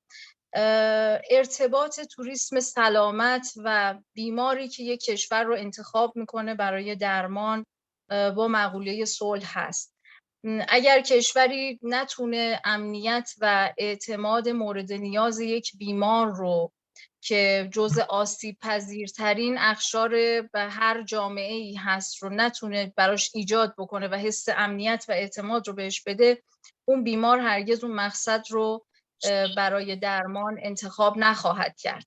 و وقتی که ما روی توریسم سلامت تکیه میکنیم، در واقع داریم صلح رو در کشور خودمون معرفی میکنیم و باید مؤلفه های دیگر در واقع مورد نیاز بیمار رو هم درش ببینیم که همون امنیت و اعتمادی هستش که میتونه به فضای اون جامعه داشته باشه که بتونه اون کشور رو برای سفر انتخاب بکنه. و ما در ایران شاهد هستیم خیلی از بیمارانی که به ایران میان حتی همراه هم ندارن. اگر امکانش هست یه ذره کوتاه‌تر، چون به خاطر تایممون. بله من دیگه دارم تموم میکنم و بسیار سپاسگزارم و امیدوارم این در واقع رویه ادامه پیدا بکنه و به خصوص چهره ایران به دنیا به عنوان کشوری امن و آرام و به دور از جنگ معرفی بشه و متاسفانه دروغ‌هایی که در رسانه‌ها علیه ایران همیشه داریم میبینیم و متاسفانه موج زیادی هم هست، اینها رو بتونیم با کمک همدیگه متوقف بکنیم. سپاسگزارم از همگی. Thank you, Dr. Fabio. Thank you very much. And just to resume quite briefly, the message here is important. The concern about tourism in Iran, while the countries around are in a situation of instability. So it's quite appropriate as a consideration. And well, in this moment we are doing our part, of course, not for any kind of conflict resolution, but at least investing on the long term and promoting peace education, in this case through tourism. So thank you very much.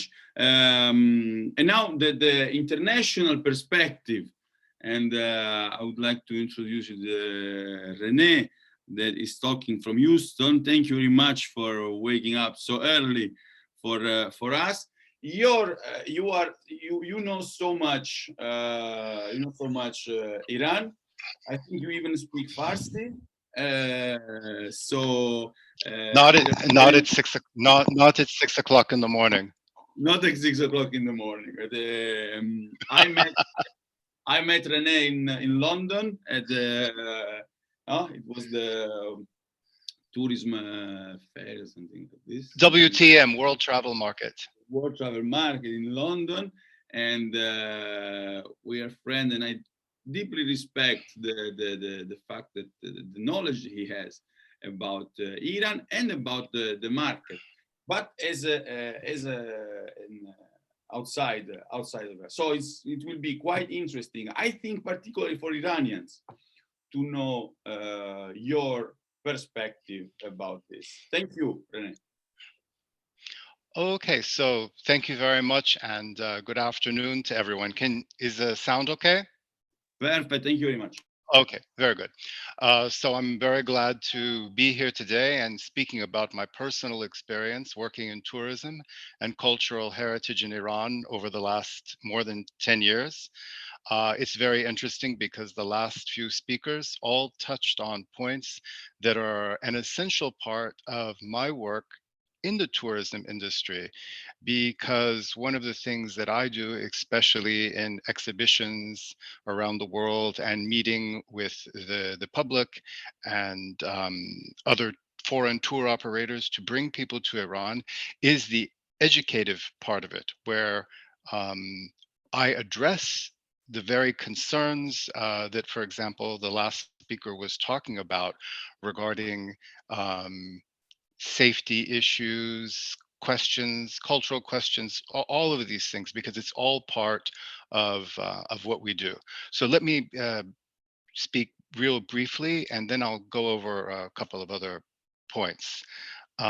So my background is as an educator. I've been working in universities in Italy for the last 20 years, mainly teaching economics and developing teaching on site, where we go in different countries around the Mediterranean and even the Middle East as part of our courses at the university. And so this was the basis of when I first started to come to Iran and try to work with people and do projects, was use a lot of the Italian models of how you can integrate a country's cultural heritage into both educational programs that are like educational travel, as well as general tourism, because Iran very much is a mirror of Italy.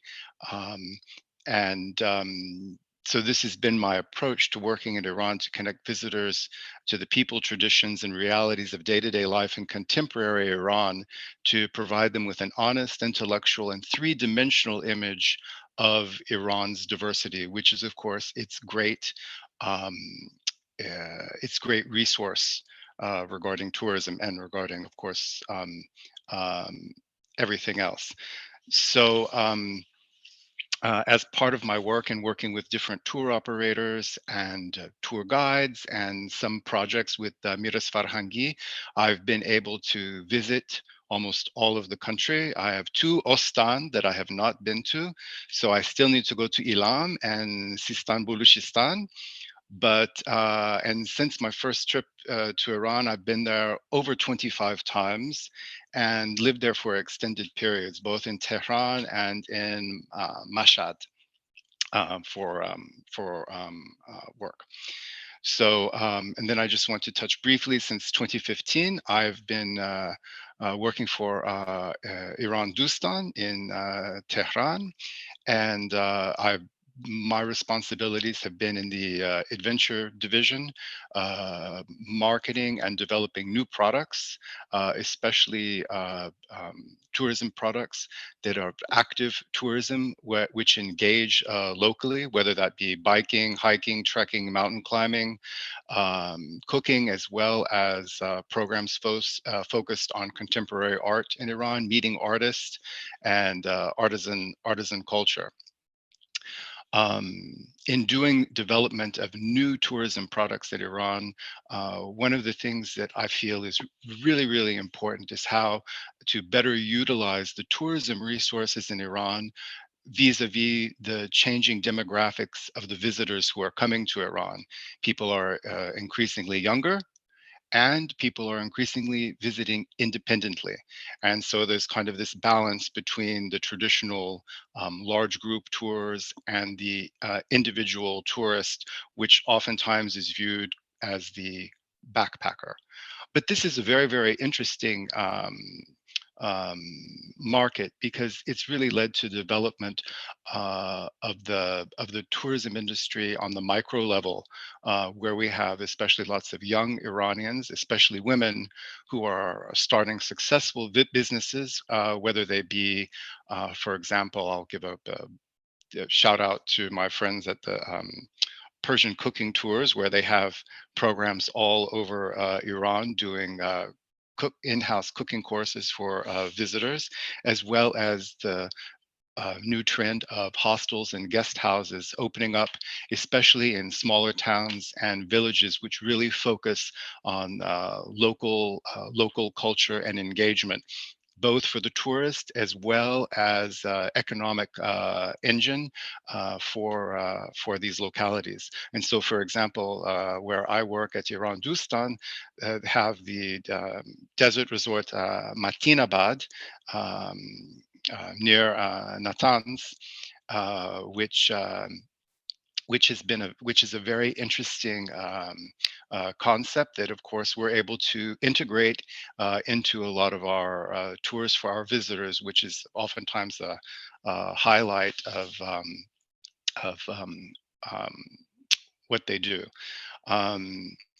So one of the challenges I find for tour operators in Iran especially is that a lot our services and our names are not known internationally, because we white label our tours. We provide tours for other tour operators who sell the tour as their product. So the name of the operator in Iran is not known. And therefore, now that we have greater demand for individuals and people coming directly to the operator, it's very difficult. We don't have the reputation that perhaps we deserve. So one of the things that I have developed in order to counteract that is to work directly, especially now, with bloggers and influencers who have already been to Iran.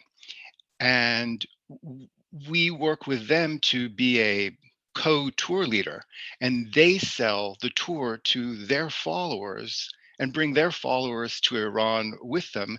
And in such, they also create a large amount of content for us as the agency, between photographs and videos and interviews and testimonials with the visitors, as well as an enormous amount of traffic on social media of the guests and the influencer blogger who's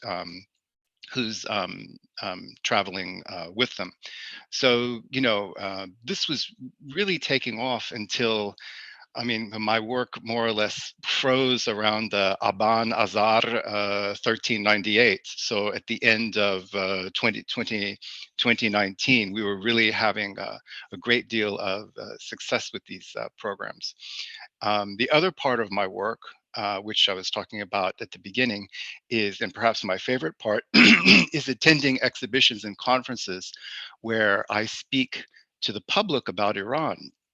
And this has been really interesting in educating the public and helping to use that knowledge to transform the new knowledge into potential visitors and fans of the country and its people. Because as many of the other commentators have said, and what I really believe is that the best promotion for Iran are tourists who have already visited.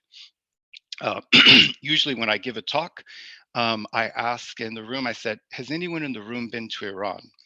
And if someone raises their hand, or sometimes a lot of people raise their hand, I said, okay, well, I'm going to let you give the talk, because you will give a much better promotion for the country than I ever could. And very often that's the case. And so I was talking before about I wanted to mention some trends and projects that I was working on towards the end. It's almost now 2 years that haven't really been doing anything. So it actually feels really good to be here today, to feel productive. So I was speaking about the difference in the demographics of people who are visiting Iran and why they visit. So younger travelers, independent, coming on their own, or a group of friends, and that they come for activities, to do things and especially to engage with Iranians. This is perhaps the most important point, and I think one of the things that's the most overlooked, that the majority of people who come independently to Iran come to engage with Iranians. It's not just about visiting the country and visiting the sites, it's about meeting people. And so it's a very, very different type of traveler. And I think in the country, we've had a lot of good initiatives. So for example, in Yazd, over the last few years, as part of the celebrations during Ashura and Muharram, the city actively encourages to bring in visitors and tourists who are there to participate, to understand what's going on around them. And so we actually have done that, where we encourage people to come, for example, to Iran and experience the country during Ramadan or another festival, because it's a totally different perspective and view on the country. It used to be something people said, oh, no, don't come during the festivals because you can't do this or you can't do that. When in fact, it's actually perhaps sometimes the best time. So for example, during Nowruz, because people get really a very, very different view of the country and something very special that they can share with people when they go back. I don't want to go too long because also if anybody had a question, I could answer a question. But I just want to say that it's been really exciting the last few years to develop new things, things that in other places are ordinary, but are special in Iran. I'll just mention the last thing that started to do before I left. I developed, and we did a Friday morning Tehran by bike tour. So early on Friday morning from Tajish, we leave with the visitors by bike and visit the whole city, north to south, and end up in the bazaar for lunchtime. Something that, is really, really easy to do, but really gives the visitor a very, very different perspective on the city. And I think that's really true for a lot of the interesting initiatives we can do with a country that offers us so very much in terms of not just cultural and historic resources, but also the people, which are quite extraordinary. So thank you. Thanks a lot, Rene. It's confirmed that it was the best possible choice among all the people that work with Iran and in Iran as a tour operator. I consider I think that everyone could see the passion you put in your work and the love toward this country. Me personally, I'm in love with Tehran, so I hope to be soon one of the person that come out on Friday morning with you in bicycle. Thanks a lot, Rene. I think that Mehran can translate really briefly. Everything. Yep, sure. Then we will leave the floor to Professor Imani. Sure. Just I need just 30 seconds, as you said. خب دوستان، تمام این صحبتی که انجام شده رو آقای فابی هم خواستن که توی 30 ثانیه خلاصش بکنم.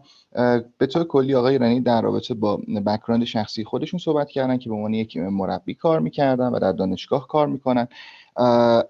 در سال 2009 اولین بار اومدن ایران و خب از اون سال به بعد 25 بار تا الان ایران رو گشتن و دیدن و خب رابطه خیلی خوبی کاری با ایران دوستان دارن و همچنین از وبلاگ نویس ها و اینفلوئنسر هایی که در دنیا هستن دعوت کردن که به ایران بیان. نمونه مشابهش که در سال 98 اتفاق افتاد و خب متاسفانه به خاطر پاندمی جلوی پیشرفت این کار گرفته شد و همچنین ایشون یک ایده جدید در رابطه با پیشرفت گردشگری داشتن که اون همین بود که از خود ایرانی ها بخوان تا به اصطلاح ترویج بکنن صنعت گردشگری خودشون رو. از فعالیت‌های مختلفی که توی ایران داشتن گفتن که فقط 2 تا استان هست که در ایران نرفتن و خب اون هم ایلام و سیستان و بلوچستان هستش. و در آخر هم دوست دارم ببینن که اولین مسافری که از اون سیستم جدیدی که برای پروموت کردن و ترویج کردن قراره به ایران بیاد چه کسی هست و خیلی هم خوشحالن که تونستن در کشوری باشن که همانند ایتالیا لفظی استفاده کردن که یک حالت میرر داریم با ایتالیا و عملا میشه گفت تشابهات زیادی با ایتالیا داریم. متشکرم. Thanks a lot. Thanks a lot. Well, I think that there is no better person. We had today an all-star session, basically. So once again, I want to thank everyone to be here for this opening session. Next week, inshallah, we will have the session in person, the festival in person this year. Eventually, still early due to the pandemic, but next year will be even more dynamic, inshallah. So all stars session, as I was saying, but at this point there is no better person to wrap up and give us his view, like Professor Imani, that I met in person like 4 years ago. We remain in touch, and he's making great work for a lot of years there in Iran for the development of tourism and specific perspective that René talked about, like for example the religion and the link between religion and tourism. That is one of the aspects we will talk about during the festival, this week of festival. So Professor Imani, thank you very much. University of Science and Culture in Tehran. Thank you very much. The floor is yours. It's an honor.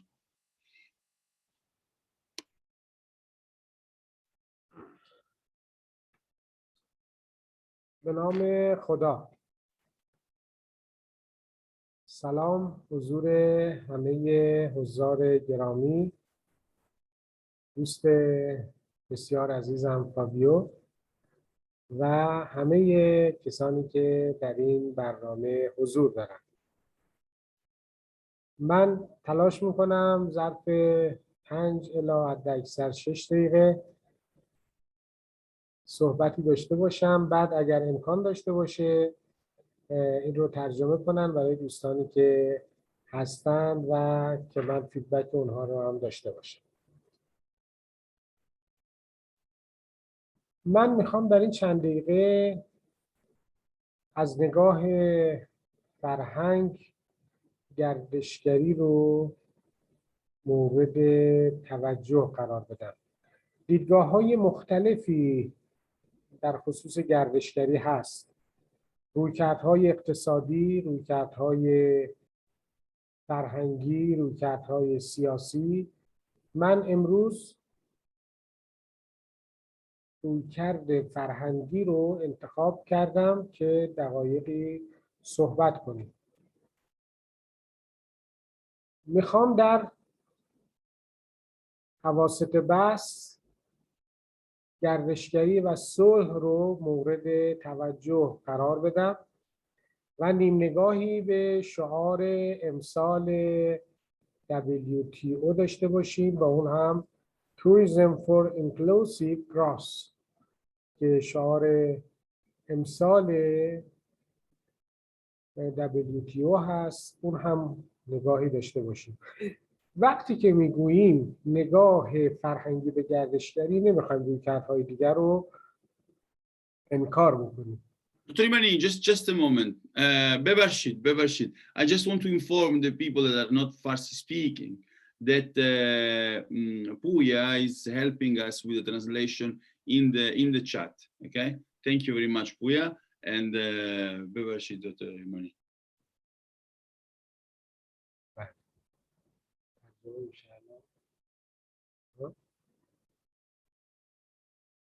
ادامه بدم؟ خیلی. بنده معتقد هستم که در تعریف فرهنگ باید یک چیزی رو اضافه کنیم. وقتی که میگوییم فرهنگ عبارت از مجموعه ای از عقاید، باورها، آیتم هایی مثل هنر، ادبیات باید در کنار اینها اضافه کنیم گردشگری. اعتقاد بنده این هست که گردشگری همه ویژگی‌های یک رسانه را دارد. توریسم as a media. گردشگری همونطور که رسانه عامل ارتباط بین فرستنده و گیرنده هست، گردشگری هم این نقش رو داره که به شکل خیلی کاملتر از رسانه‌های موجود این نقش رو ایفا می‌کنه. و چون که رسانه media is a part of culture, thus tourism as a media is a part of culture. با این نگاه گردشگری می شود یکی از عناصر public diplomacy. گردشگری می شود ابزاری برای پابلیک دیپلماسی یا خدمت شما عرض کنم وسیله‌ای برای ارتباط مردم با مردم. Official diplomacy, public diplomacy. مردم بازیگر اصلی پابلیک دیپلماسی هستند. ما می‌بینیم هر موقع که حتی دولت‌ها با هم اختلاف نظر دارن، گردشگری کار خودش رو انجام میده. مردم برای بازدید میان به دیگر کشورها. خب با توجه به این نقش اساسی گردشگری به عنوان ابزاری برای دیپلماسی عمومی، وارد بحث گردشگری و صلح میشویم. چه زمانی صلح اتفاق میفته؟ وقتی که مردم از بودن در کنار هم احساس آرامش میکنند،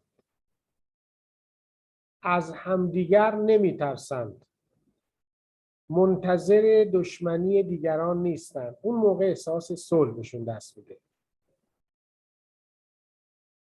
اگر عناصر اساسی صلح رو ما یه نگاهی بکنیم، اولیش international relation، روابط بین الملل. دومی education، آموزش. safety، امنیت. و نهایتاً سلامتی است. در تمام این 4 مورد عناصر اصلی صلح، گردشگری به خوبی ایفای نقش میکنه. تو بخش روابط بین الملل که توضیح دادم، ما وقتی که میگیم اینترنشنال توریسم، در واقع همون رابطه مردم کشورها رو با همدیگه داریم تعریف میکنیم. وقتی که میگیم آموزش یا education، اصلا گردشگری یک آموزش سیار هست. آموزش فرامبدئی هست. گردشگر از زمانی که اوریژین یا مبدأ را ترک می کند به سمت دیستینیشن فرا می گیرد. هم آموزش می دهد، هم آموزش می بیند. پس در آموزش هم گردشگری نقش داره. امنیت. چه کار کنیم که مردم کشورها احساس امنیت بکنن از بودن در کنار هم؟ این وقتی اتفاق میفته که فهم متقابل داشته باشن، درک متقابل داشته باشن، mutual understanding اتفاق بیفته. چه موقع این اتفاق بیفته؟ وقتی که از نزدیک همدیگر رو ملاقات کنن. دوست عزیزمون راجع به ایران صحبت میکردن. یقینا قبل از اینکه ایشون ایران بیان چون این دیدگاه زیبایی رو از ایران نداشتن. وقتی که آمدن و برگشتن به چنین نتیجه رسیدن. این یعنی بودن کنار هم، ارتباط مستقیم، direct relations.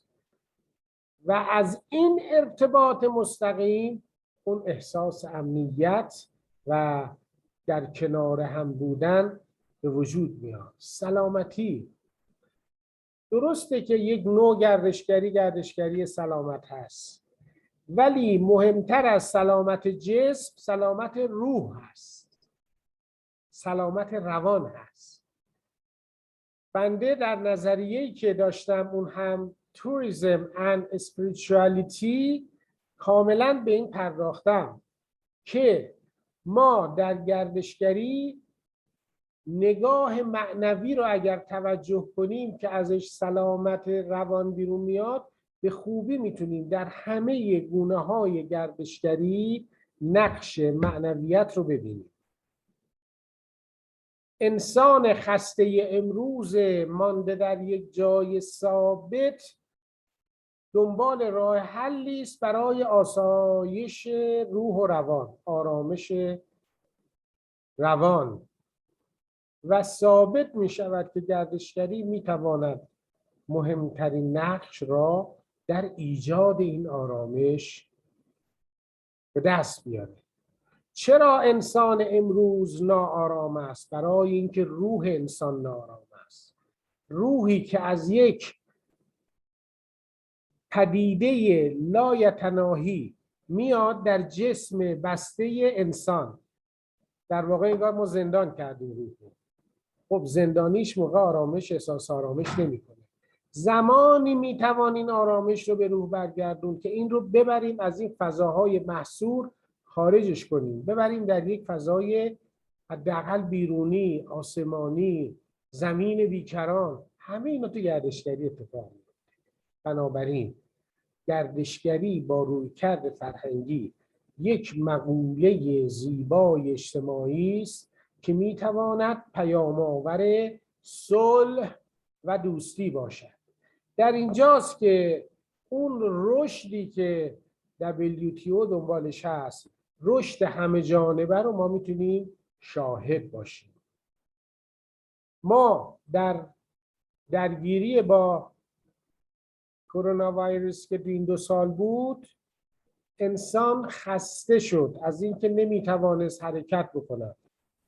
یقیناً در آینده بسیار نزدیک بعد از فروکش کردن حداکثری کرونا، ما یک تقاضای نهفته‌ای رو یک مرتبه آزاد می‌بینیم و حتما باید دستاندرکاران گردشگری برای اون روز آماده باشند که امیدوارم با برنامه‌ریزی‌های مناسب اون اتفاق بیفته و ما شاهد رونق یا به تعبیر WTO رشد همه جانبه گردشگری باشیم.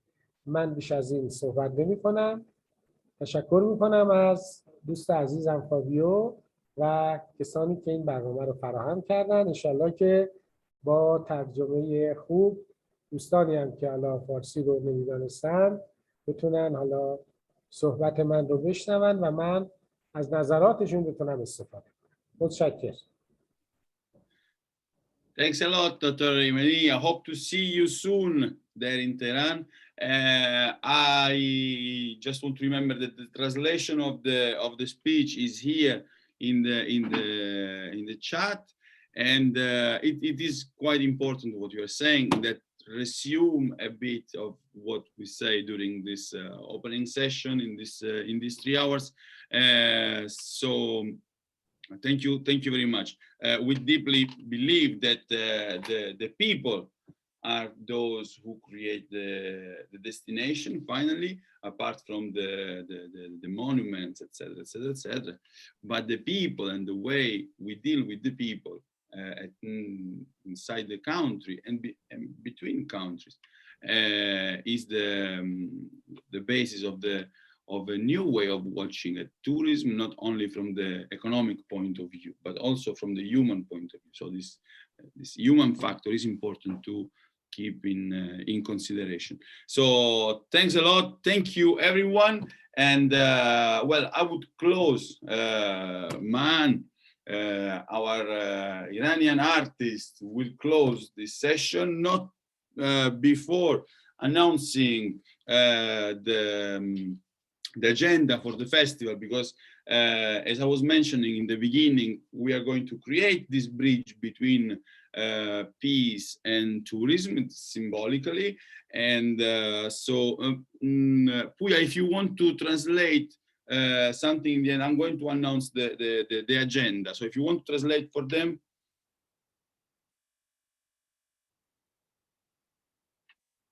Puya?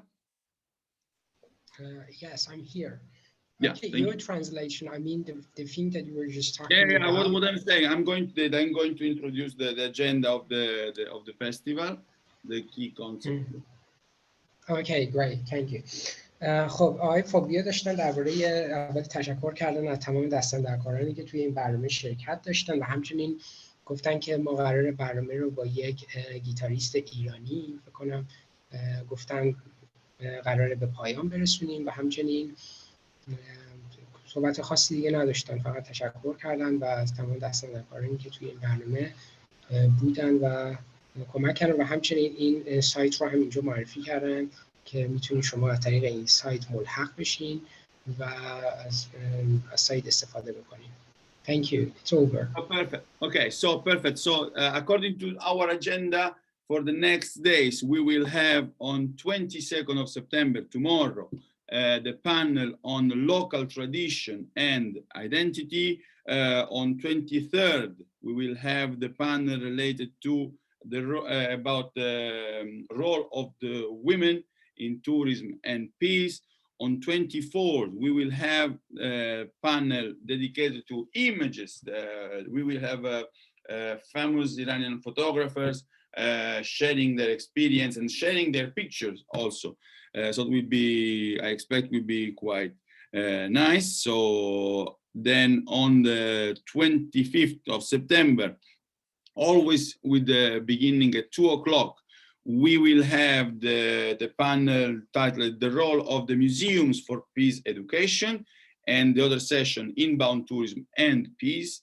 And finally, on 26th, the panel dedicated to tourism education. Then we will have, together with the Urban Forum in Canada, we will have on 27, the final day with the roundtable on tourism and peace. Now, Puya, I don't know if you follow everything. Is basically the agenda. If you can translate it. Sure, why not? Yes, everything is clear. آقای فابیو گفتن که ما 3 تا برنامه دیگه هم قراره داشته باشیم در آینده. یکی در 20 سپتامبر که دوباره بحث توریسم رو قراره اونجا مطرح بکنیم با یه تاپیک جداگانه و تاپیک متفاوت. و همچنین در 26 سپتامبر قراره درباره آموزش توریسم صحبت بکنیم و جلسه آخرم که یه نشسته جلسه آخرم در روز 27 روز بعدش هستش که دوباره این هم اختصاص داده میشه به موضوع توریسم. دوباره این سایت هم ایشون اینجا نمایش گذاشتن، میتونین رو یادداشت بکنین یا عکس بردارین تا اینکه بتونین وارد سایت بشین و از بقیه اطلاعات سایت استفاده بکنین از همایشایی که قرار در آینده برگزار بشه. Thank you very much, Mr. Fabio. Thank you very much. Thank you, everyone.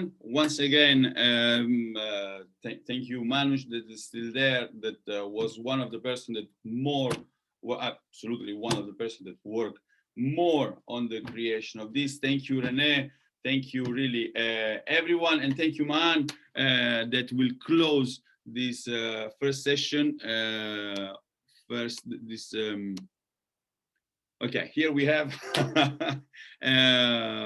all of you, or at least most of you. So thank you all, and I was saying thank you, Man, for giving you the opportunity to listen to your music, the Iranian, based on the Iranian tradition. Thank you very much. We will have now the performance, and see you tomorrow.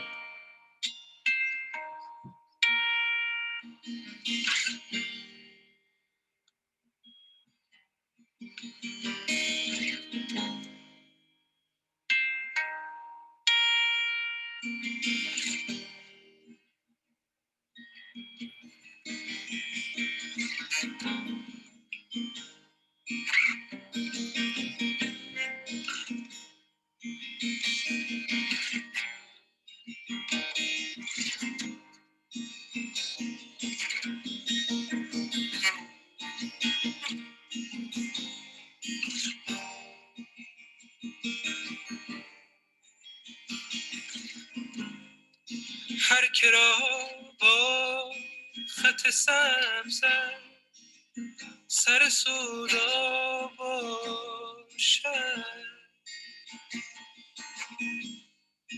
پای از این دایره بیرون ننهم تا باشد.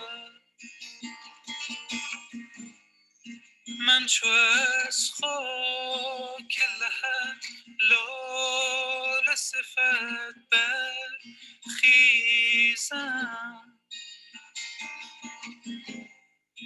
داغ سودای تو هم سر سویدا باشد.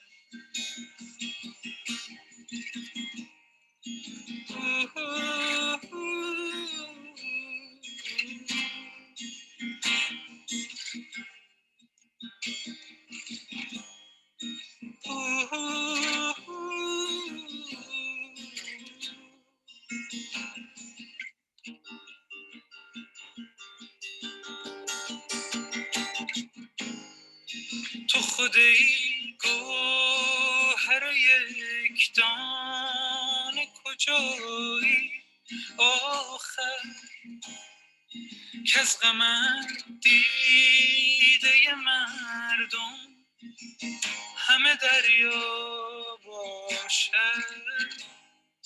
از بن هر مژه‌ام روان است بیا، اگرت میل لب جوی و تماشا باشد.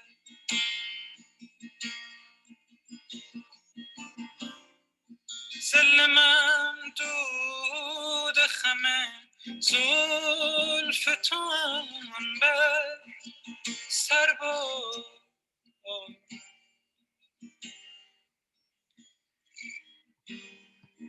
کن در این سایه قرار دل شیدا باشد.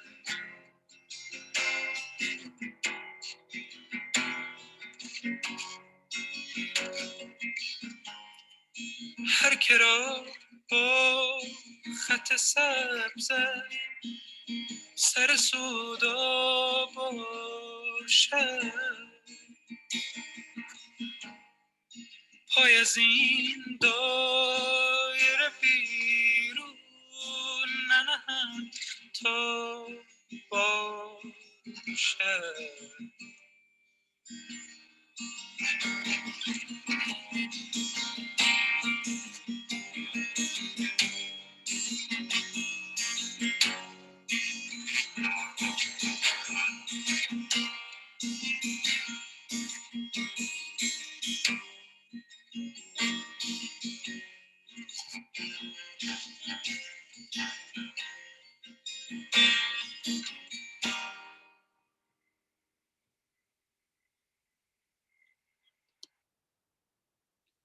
So thank you very much. Happy Peace Day. Thank you very much to everyone, and welcome to this Peace Through Tourism Festival 2021. Thank you. Thank you, Manoj. Thank you, Reza. Thank you everyone. Thank you, Manar. Thank you, everyone. See you tomorrow. The same time, the same link. Thanks a lot. Thanks a lot once again. Thank you.